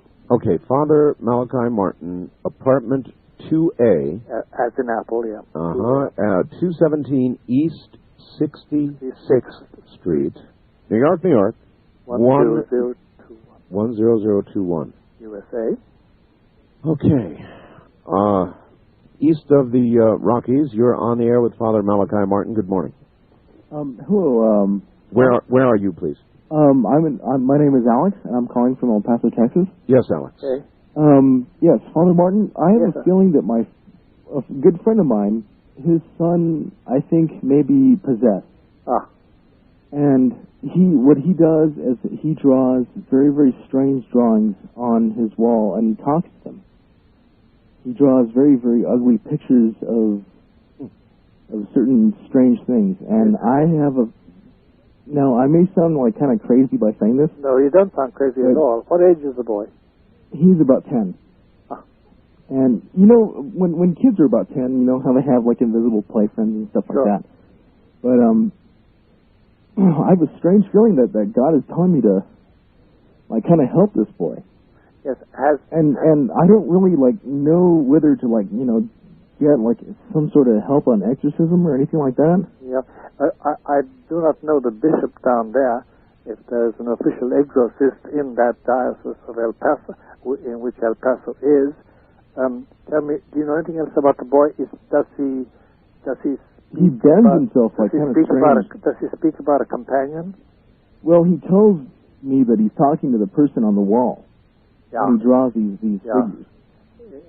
In other words, he could have a familiar, as they call it. I'm not too sure about those familiar, but... Yeah, well, they call it a familiar. Mm-hmm. But I, at this distance, it's impossible to say. But the peculiar drawing is funny. Does his father ever bring him to a psychologist? No, actually the father just kind of like blows it off and says, hey, it's just my son doing strange things, but... Oh, gee whiz, that's a bit I kind of have a feeling that, maybe I should get someone, or if not myself, get someone to exorcise him. So where would Well, you'd have to apply to the local diocese. Mm-hmm. Because at this distance, it's the jurisdiction of the bishop in which El Paso is. I don't know what diocese El Paso is in. It's in a Texan diocese, diocese. I don't know which one, but then you go to the chancery and ask who is the exorcist in that diocese. Would it be possible? If the father agrees, because the father must agree. So there you are. Father, what chance in this modern day and age in America does somebody have of going to a diocese and getting an affirmative answer that there is an exorcist? Very well, put in percentiles, about 33%. 33%. About a third. It's very low. And if they don't get satisfaction, then what? Wow. If they don't get satisfaction... Yeah, if they're laughed off or shrugged off or whatever. The reason I groan is that I know so many cases of that. I know so many cases where they're laughed off or brushed off or told to go away or simply told us, no, go to a psychiatrist, and that's what has happened within the church organization of my Roman Catholic Church. If our friend who's speaking to us from El Paso, he should pray about it, because prayer can obtain what this boy needs. But I have no solution. At this distance, Art, I have no solution. I see the poignancy of it all and the danger, and that father is very feckless. Father, could you become a bishop? Of course I could. If you were to become a bishop with the power ascendant, yes, what would you try to change? What would you try to do with that increased responsibility? I would try and organize the clerical reaction to possession and obsession, because these are factors that are growing in every diocese I know in the United States. So we should not be offering less to people like that man who called, but more. No, on the contrary. He should be aided immediately. There should be a mechanism in each diocese that aids such a thing, takes it in, studies it, gets to the boy, gets to the father. But there isn't. And that's the triumph of Luciferianism, the church themselves. As the grayness descends. Yeah, and the terrible thing is that you won't find a belief in it all amongst many bishops and many priests. Mm-hmm. Does the fact that you just said that make it less likely that you would become a bishop? No, it doesn't. It depends on the will of those who make bishops. But anyway, it is pathetic art. It really is pathetic. Even in this Archdiocese of New York, there are people who need attention, but they don't get it. Because there's just too much to be done.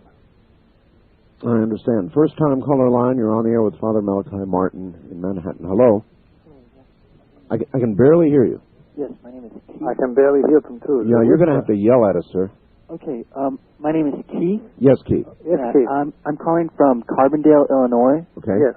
I was just calling in concern with something that you talked about earlier in the show, the lady named Harlot. Oh, yes.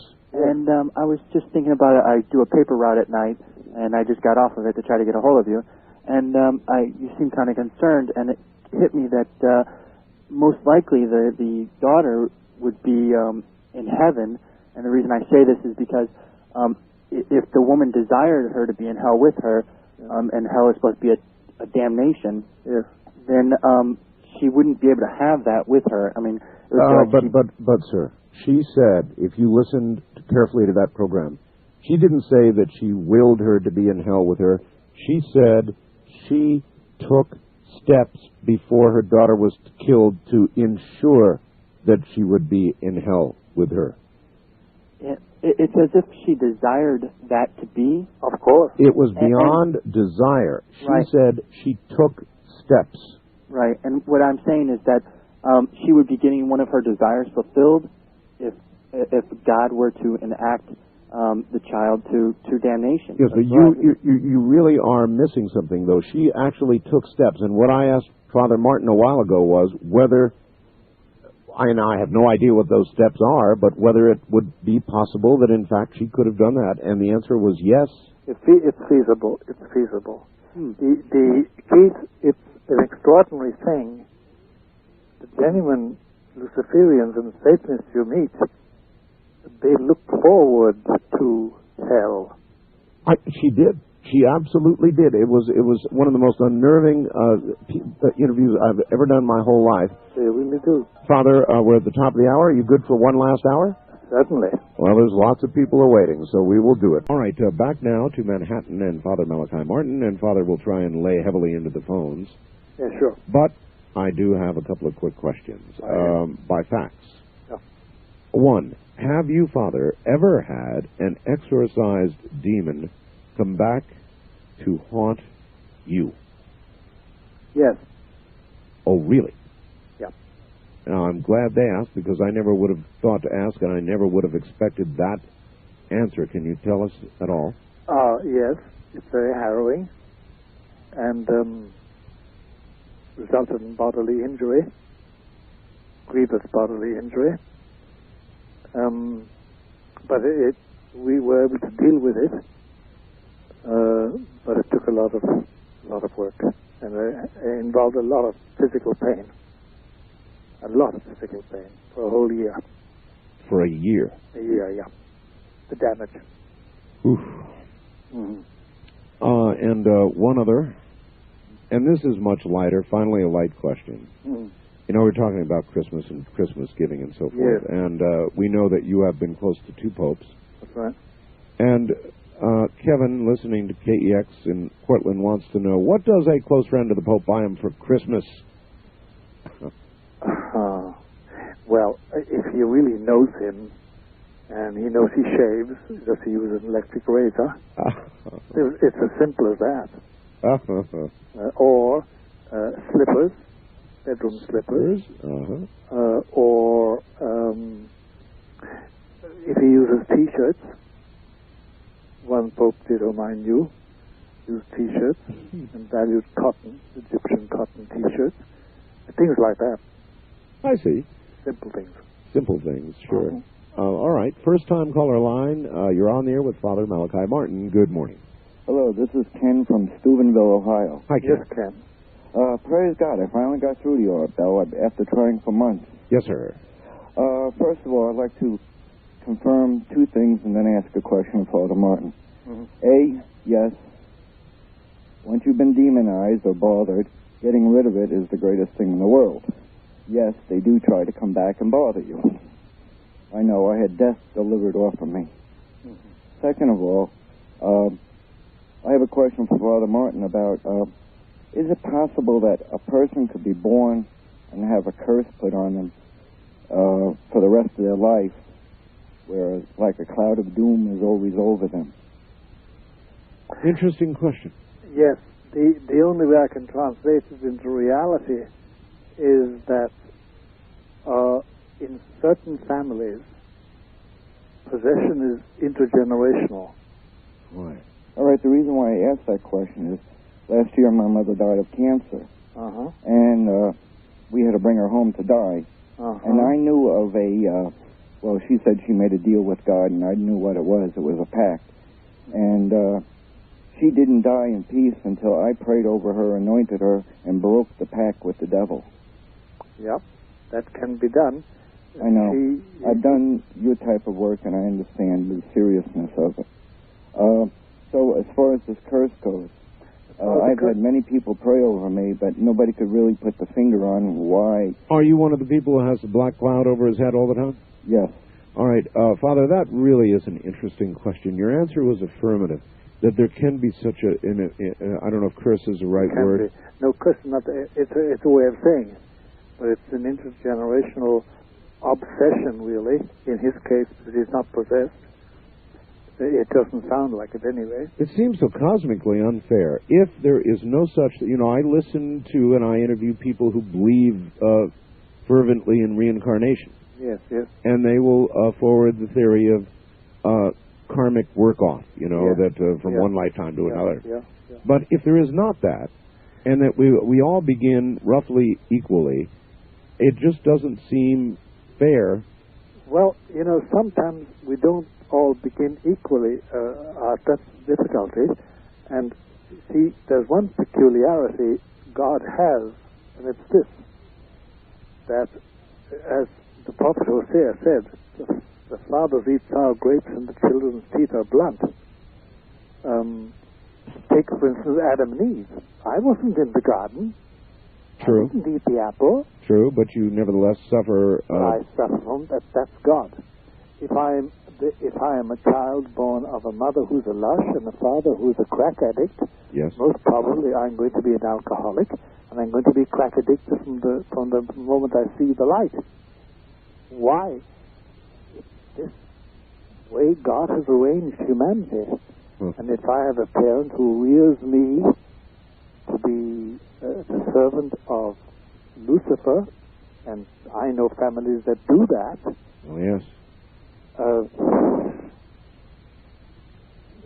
God doesn't step in and send an angel and tell me to stop. I've got to deal with it.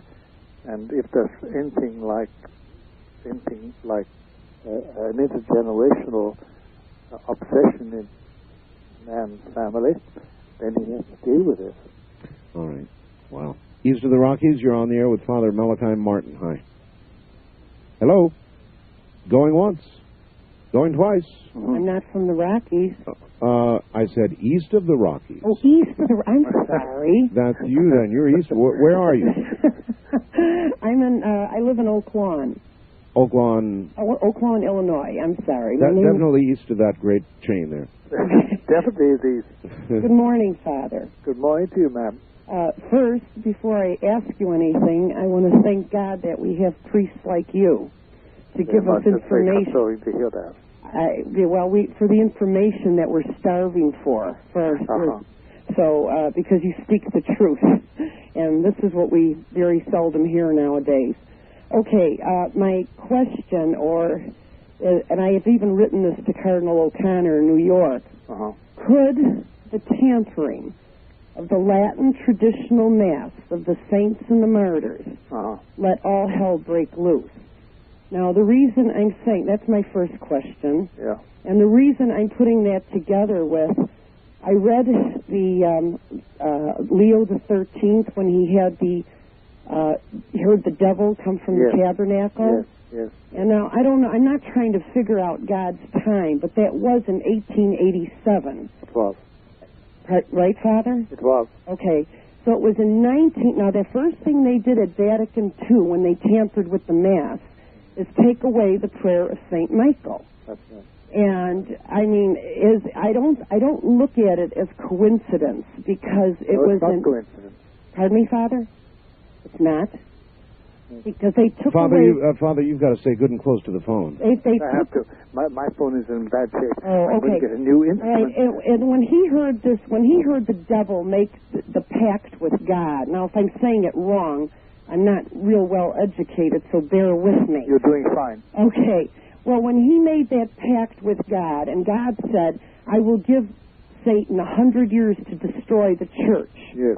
Now, when that happened in 1887, and the prayer to St. Michael was composed to fight the devil, the first thing they did at Vatican II is take away at the foot of the altar the Mass of not the Mass, I'm sorry, the prayer of St. Michael. That's right. All right. You already covered that, ma'am. And I know, okay, your bottom line question is all hell about to break loose, right? All right. The thing I'm asking is that in 1987, through the grace of God, the Holy Father, almost to the day, the month of October, on the Feast of St. Therese, the Mass indult was given.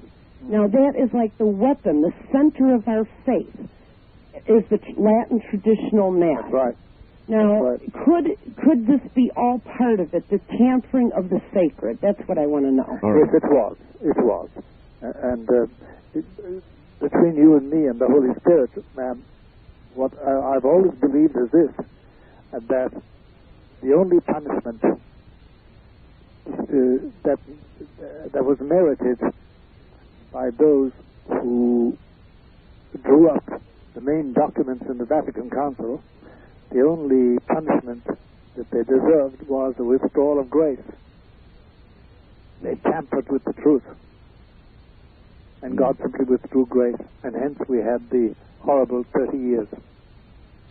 Oh. Do you understand what I'm saying? Clearly, Father. West of the Rockies, you're on the air with Father Malachi Martin. Hello. Yes. Hello, Art. Hi, where are you? In California. This is Daphne. Yes. Thank you for bringing Father Malachi on. Hi, Father Malachi. Hi there, ma'am. How are you? Fine, thank you. What's on your mind? Pardon me? What's on your mind? I have two questions, if I can. Sure. The first one deals with, I was born into an intergenerational satanic cult. Uh-huh. And my father was the high priest. Yep. I was, at my birth, my soul was given to Satan by my parents. Yes. And so my first question is, how can I be released from that? Very simple, ma'am. Mm-hmm. Provided you are baptized. Yes. And that you go to confession, Holy Communion, and Mass. You should, on the Feast of the Immaculate Conception, which is just in a couple of days' time, mm-hmm. you should consecrate yourself to Our Lady. Okay. I did denounce Satan. Is it as simple as that? It's as simple as that. Okay. If you need anything further, you could write to me about it. Okay. But that's all that's necessary, really. Okay, and thank you. My second question is, as a result of the experiences that I had with this cult, I developed multiple personalities, so this whole evening's program is very interesting to me. Yes. I was highly programmed by the cult, and I've been in therapy for many years. Along with all the personalities are 9 demons. They're not part of my personalities, but they're separate. Yes. My pastors are preparing to do a deliverance. I'm not Catholic. We did go to a Catholic church and asked the priest, and he really did not believe in that. He didn't take it seriously. So my pastors are preparing to do this in a few weeks, and I'm wondering if you have any suggestions for them, or is there a way they can reach you by phone? Write me a short note to the following address, 217 East 66th Street, apartment 2A for Apple, New York, New York, 10021. Okay. And does that come directly to you? Or yes, it does. Okay. Yeah, obviously that's an apartment address. It goes right to him. Yes. Tell me your first name so I will identify it. On the envelope? No, just in the letter. Tell me. Daphne. Okay. What is your first name? Daphne. Daphne. Daphne, okay, I've got it. That's enough. All right, Daphne, do that then. Father, yes. That is an amazing thing to hear. She was given to the devil at birth. Oh, yes, but you have no idea how common this is. Well, that was where I was going. In America, in Canada, in the Americas, even worldwide, Father, how much of that is there really going on? Or put it like this. It's going on, I don't know, one country in which it is not going on. I don't know one, because there's a very private Vatican report about this, which we don't divulge, but it gives the indications that there isn't one country in which this doesn't take place. Is there arguably more of it going on, or? Yes. There's arguably more going on today than ever any records indicate.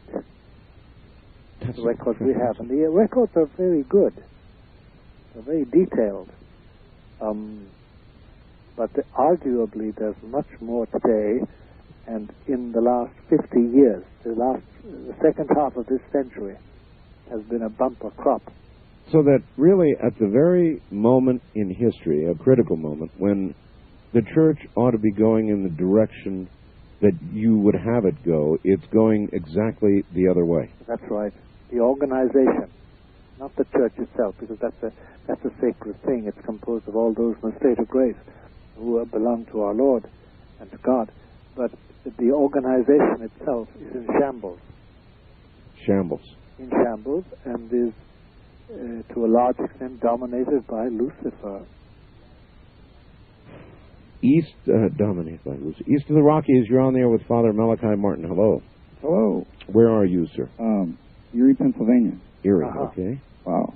I didn't really expect to get on.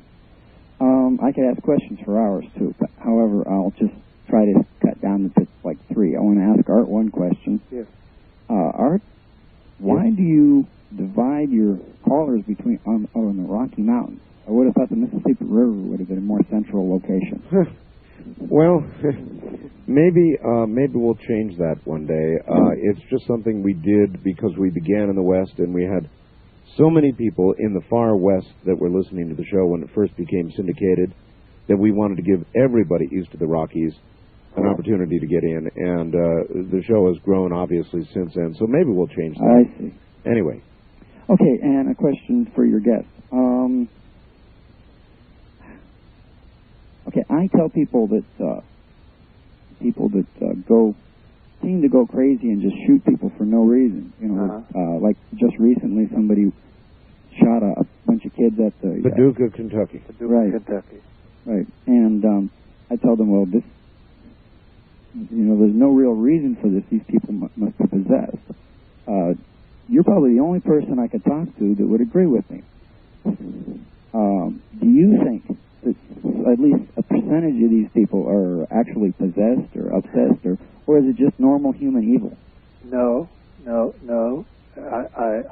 I'm convinced that in a case like the Paducah thing, it's a demonic origin. It was a prayer group. Yep. A prayer group. And this young fellow was warning people ahead of time that something horrible was going to happen. He actually warned them, and then went ahead and did it. It's as I said earlier, indecipherable. So you believe that there is possibly, very possibly, real evil involved? Yes, and the difficulty the normal public have is this: that, for instance, in New York, when something takes place, something horrid, something bloody, something murderous, And Satanism, as they call it, as a general term, involved, the police will not tell that to the public. They have a rule. They have a rule. Then I must ask you this, Father. This, in the Paducah case, of course, it was a 14-year-old child, and this child will be no doubt charged as a juvenile at 14. But yes. if this was an older person, yes. then how many people do you suppose, Father, go to the electric chair or are ultimately punished, receive capital punishment for something that is of demonic origin rather than human origin? That's difficult to answer. I know that when we did a survey of prisons, lifers, and people confined for 30, 35, 40 years for horrible crimes, a good one-third of them were obviously possessed. A good one-third? Yeah, at least one-third as a general ballpark figure. One-third. All right, Father, hold on. We're at the bottom of the hour once again. Still there? Yes, sir. Well, okay, we're in the stretch run. It really is amazing how time goes. It runs away, Art. It runs away. Yes, sir. First time caller line, you're on the air with a guy who runs away with time. Father Martin, hi. Hi, this is Paul in Denver. Hello, Hi, Paul. Father Martin, I have two short related questions. Sir. Concerning your comments about hypnosis. Yes. If someone is pursuing or is not pursuing metaphysical goals or satanic goals, yes. Is hypnosis in general or self-hypnosis in particular dangerous? I know many people use self-hypnosis for self-improvement kinds of purposes, and I just ask, is that dangerous? No, of itself, no, it isn't, but it should be under the supervision of some good psychiatrist. I see. And then the last kind of related question is, how is a self-hypnosis different, or maybe it's the same, as an affirmative prayer? Because the self-hypnosis is really relying upon your own inner powers of concentration and self-control. Whereas prayer, genuine prayer, depends on a special gift from God. I see. At the moment of prayer. They are a distinct thing. They are, Father, presently doing studies on the power of prayer, actual scientific studies, and it would appear to be absolutely scientifically verifiable that the power, that prayer actually works. Yeah, it does. It works. There's no doubt about that. And the question that Paul just gave us is very interesting. Yes. What is the difference between self-hypnosis? Precisely. Because actually you can be taught by a very well instructed psychiatrist. They can teach you to hypnotize yourself so that you go to sleep, so that you recover from weariness. So that you know. But how does that differ from prayer? In the sense, it differs in one sense, one essential sense, that prayer, if it's genuine prayer, and if it's heard, which it normally is by a good God, then it means you get extra help, spiritual help, supernatural help, and that's distinct from your own inner powers. Wildcard line, you're on the air with Father Malachi Martin. Hi. Hi, it's Tom in Reno. Hi, Tom. Hi, Tom. Father Martin, it's a distinct honor to speak with you. That's very nice of you to say that, Tom. Thank you. I was wondering if you were familiar with Edgar Casey. Yes, I am. And with his works, I never knew the man himself. Okay. And you knew that he was an extremely religious person. Extremely. How do you reconcile his writings about past lives and that sort of thing? I'll tell you, Tom, there's no doubt about it. Two things are clear about Edmund Casey. First of all, he had extraordinary middle plateau powers. That is, psychic gifts. Extraordinary. Yes. Quite extraordinary. There's at least one doctor in New Jersey today that still uses his formulae for various afflictions and diseases. And he did this without any medical instruction as such. He had extraordinary perceptions in that sense. An extraordinary perception. He just had it, and it came to him. It was a psychic gift. On the other hand, he did make egregious errors intellectualizing his condition. He fell into various sort of illusions about God and about life and death and the hereafter. And that part, if you were wise, if you take my advice, you'd drop any teachings he has about that. But there's no doubt about it. I know a person, a lady, a woman whose sight was saved because she went to a doctor in New Jersey who used Casey's formula. He did have some amazing formulas that he came up with. Utterly amazing. And it was a gift, there's no doubt about it. Now look, I knew a few people in Ireland, the old Ireland I was born in the 1920s and 30s, who had extraordinary gifts too of curing, healing by touch, and who also could tell you what's going to happen to you on the morrow. These gifts, and I've met them in various parts of the world I have lived in, but never so much in my youth in Ireland when life was much simpler. These gifts exist, there's no doubt. Edmund Casey is an outstanding example of extraordinary psychic gifts. Definitely great gifts from God, I would say. Obviously. Anything good comes from God. Okay, I have one more question if I could. All right, one more quick one.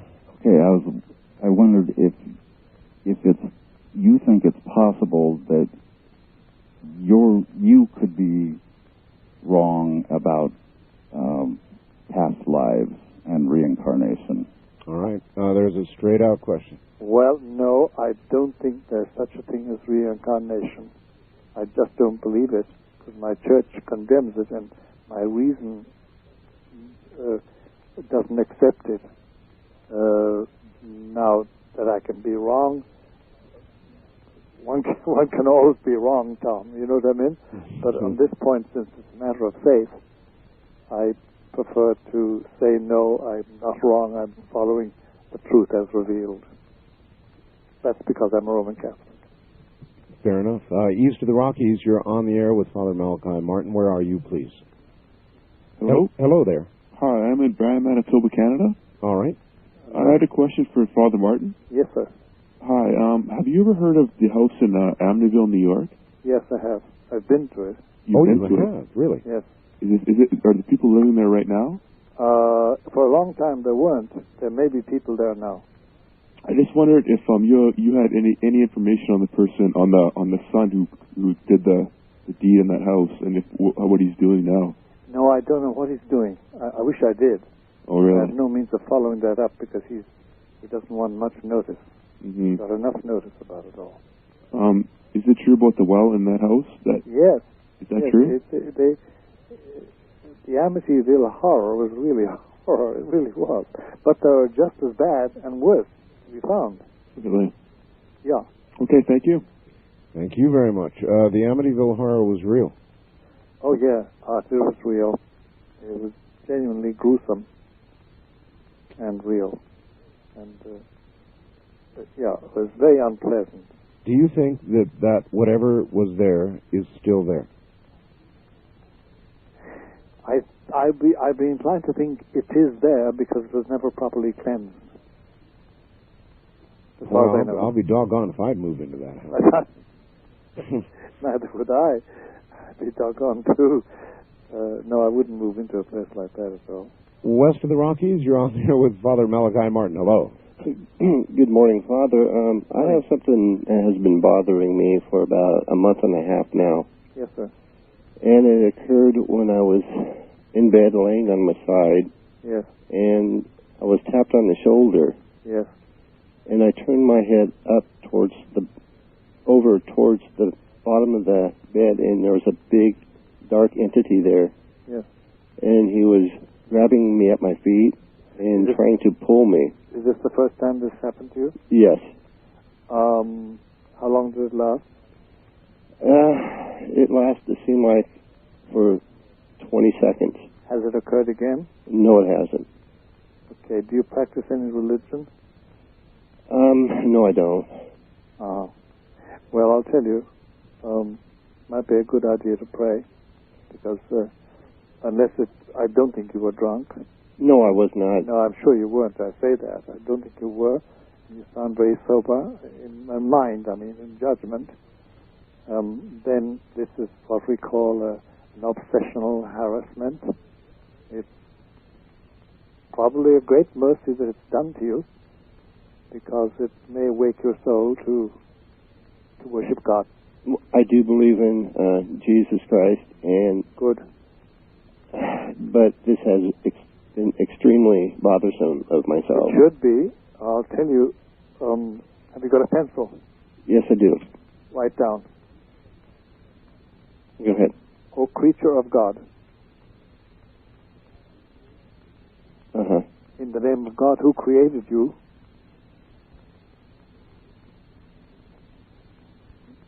okay, and in the name of Jesus who saved me, I exorcise you.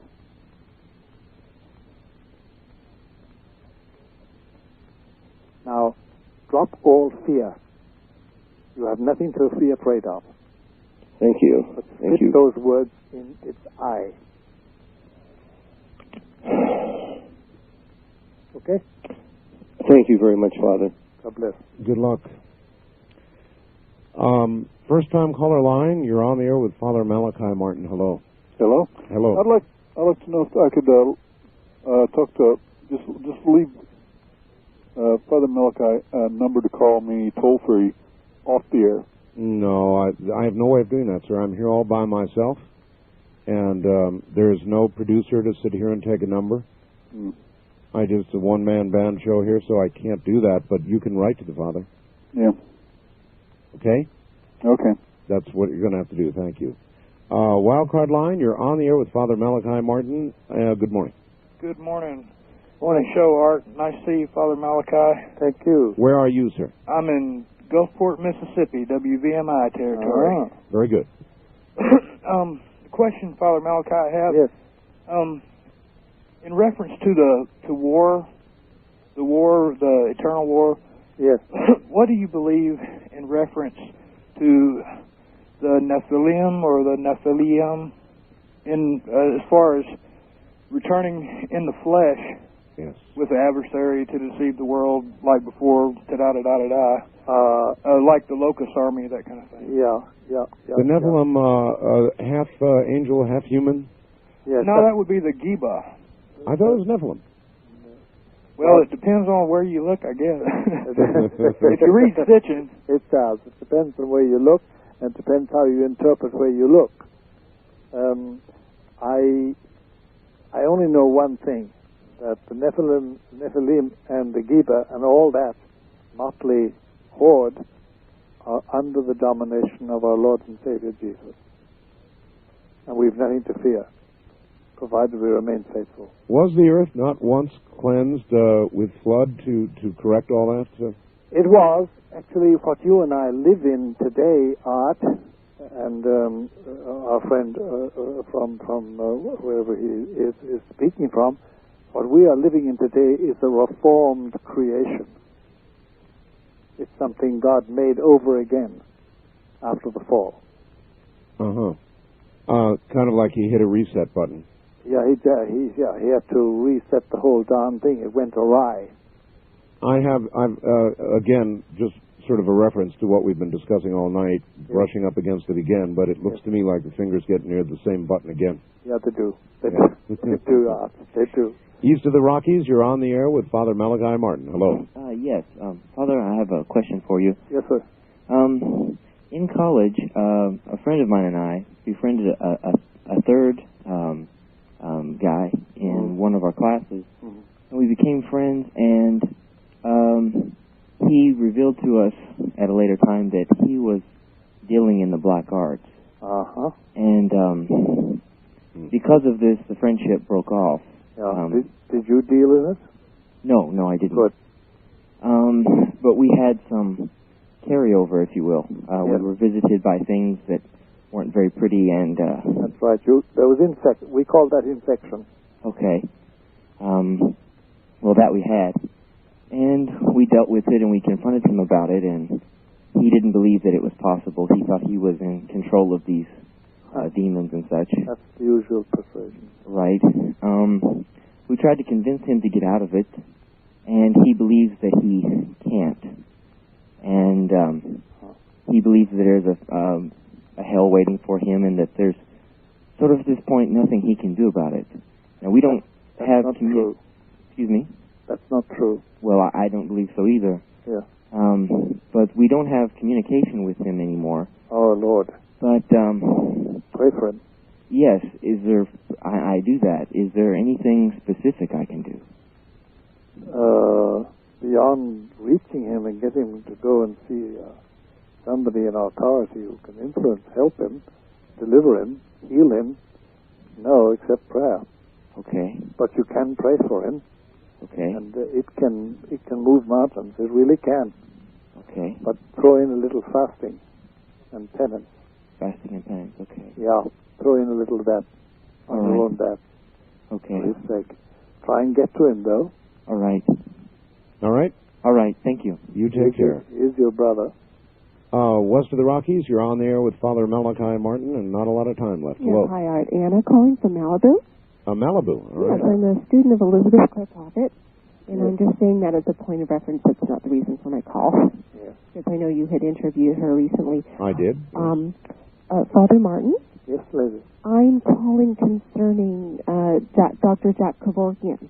Yes. And I have a very strong opinion about him. I think he's doing a terrible disservice, and that I believe that the patients that he is killing are not being relieved of their suffering, that somehow in an afterlife, because in my spiritual beliefs, I believe that there will continue to have to go through whatever they need to go through.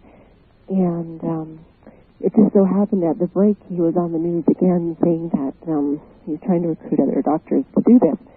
And I think you've developed a good rapport with the listeners, and I would like to invite you to perhaps do a service to the listeners and voice your opinion and perhaps give your further opinion. Yeah, I wish we had more time for this. Thank you, ma'am. Father, it really is a good topic. But what is your opinion? There's no doubt about it. Jack is doing the work of the devil. About his actual spiritual condition, I don't know. But I know that he is doing directly the work of the devil. He's sending people into eternity by means of what is a mortal sin, an offense against God. You can't do that with impunity. And that's about his actual spiritual condition. I don't know him from a hole in the wall. I wouldn't recognize him, So I don't know. But he's doing the work of Satan. There's no doubt about that. Your opinion, murder. Yeah. He's murdering their souls, really. Their souls, really. Making it easy for them to... And the dreadful thing about it, Art, is that when he goes into eternity himself, where on earth do you think he's going to fit, except in one place? I don't know. Will he meet the souls of those he dispatched? God only knows. But one speculates that yes, he will. But in a very warm place. But, he is doing the work of the devil. There's no doubt about that. Boy, I hate to imagine that those souls that he dispatched, those suffering souls. Well, you see, yes, you're right, Art. You have a good compassion, Art. It may be that they were suffering so much that they lost their reason. Do you understand me? They grasped at any straw. I do, but the good doctor retaining his health, you don't think that he's got the same chance? I don't think so, no. I'd be very condemnatory Well, Father, we've done it again. We're flat out of time. I know. Time is the one thing we capitalists can't buy us. Listen, I want to thank you for giving me the chance to talk to you and to your audience. And if I don't speak to you before Christmas, you and Ramona have my blessing. Father, thank you, and we will do this, of course, again. So it's not goodbye, just till next time. No, it's au revoir. Good night, Father.